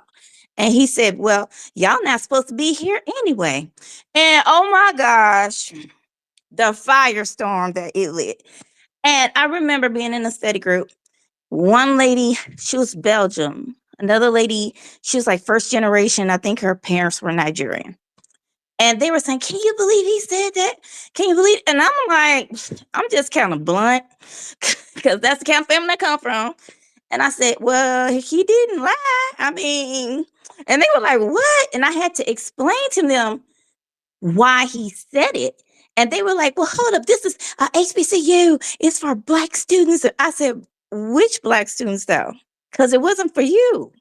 That's not what these that's not why the school was created. It wasn't created for you. You know, I had to go through the civil rights. Come to find out they thought the civil rights was about them. I'm Wait a like, a minute. part of it. No, Hold That's if on. I my can jump in really Have quick. they lost their minds? that's my No, life struggle. Yes, Like my yes, please do. let, that's my life like passion is to protect historically black colleges because what everything she said is true. They're being taken over. A lot of our professors are not foundational black Americans, and they have absolute and from my experience they have absolute vitriol for black students. But go ahead quickly, okay. Sister So, Sean. I got to so I roll in a want to second. tell you. Okay, you guys look this up. Howard University wasn't Howard. Before it was Friedman. There's a connecting hospital. It was called the Friedman Hospital. It was a Friedman school. That's why you see me rock Friedman. And Howard University was really established for like the bastard children.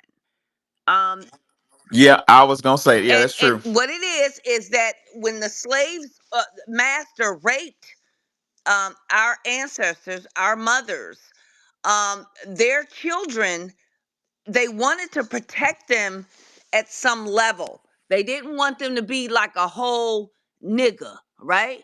And to get you know, degenerated and oppressed.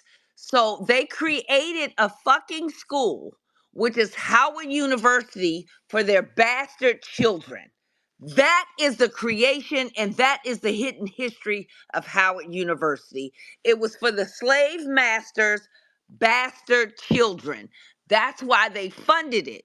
It was for what is it, George Washington, what is oh gosh, I'm getting a mind blank. um Thomas Jefferson, Thomas Jefferson. It was for the Sally Mays, I can't remember what her name was. Sally Hemings. Hemings. It was for the Sally Hemings type of child. And that's where all of the fucking Sally Hemings type children went. the bastard children that they raped and the slave born and birthed that child, but they still had somewhat of an affinity of that child, and they didn't want that child to be like a full nigger or full negro on the plantation. Oh, and keep in mind what Sister Sean just said. My grandmama, my daddy's Well, I mom, my daddy definitely learned is jet. something new. I did not know that. My And thank you so much my for chiming grandmama in and was sharing that with Yeah, us. and I'm gonna land, but that's y'all got to know. You got to know the history of Howard. Howard was for the slave masters' children that they wanted to protect. So that's why that's why you got that bourgeoisie Negro society. Okay. my grandmother was dark. My dad's dark skinned. And my grandmother I applied did to want to Howard ask, in the. add one thing. If we have any suggestions for the Can you space, hear? can Can we she hear just me? leave it on your page, Professor? R1? Yeah. Oh, yeah. Anytime. Can you hear me talking? Can you We hear can me? hear you. I do. I don't think she can hear me. Yeah, you can anytime. Sean, my grand, yeah. If you have suggestions, just leave them. My grandmother was dark brown, almost black, but real dark brown, and she got accepted to Howard on a full music scholarship. And back then in the 40s, Howard wanted you to send a picture of yourself on the application. So they accepted her, and then they were like, "You didn't put a picture on your app." So she had to end up getting a photograph and sent Howard a photograph.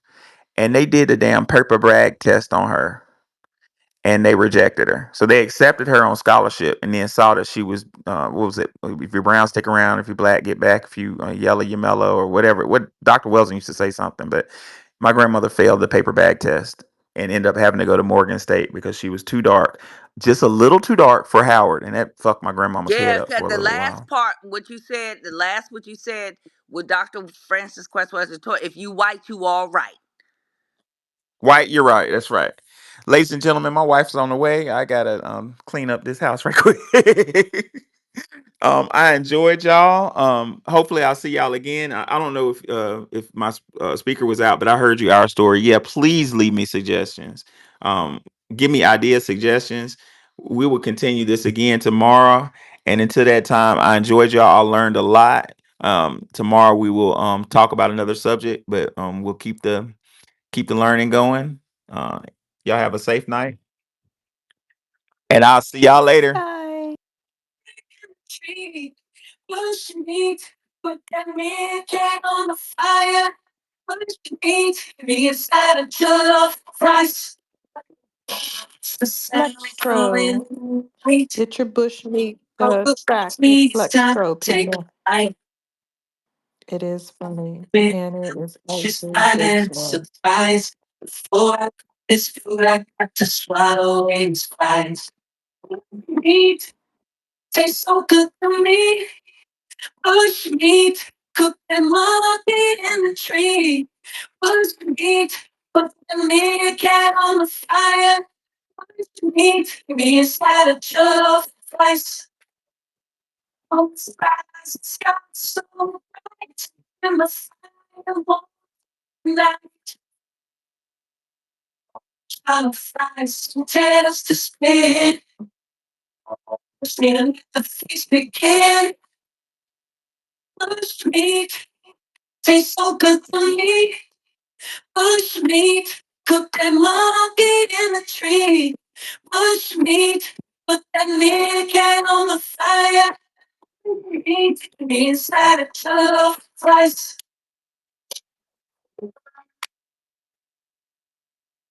Y'all have a good one. Peace out.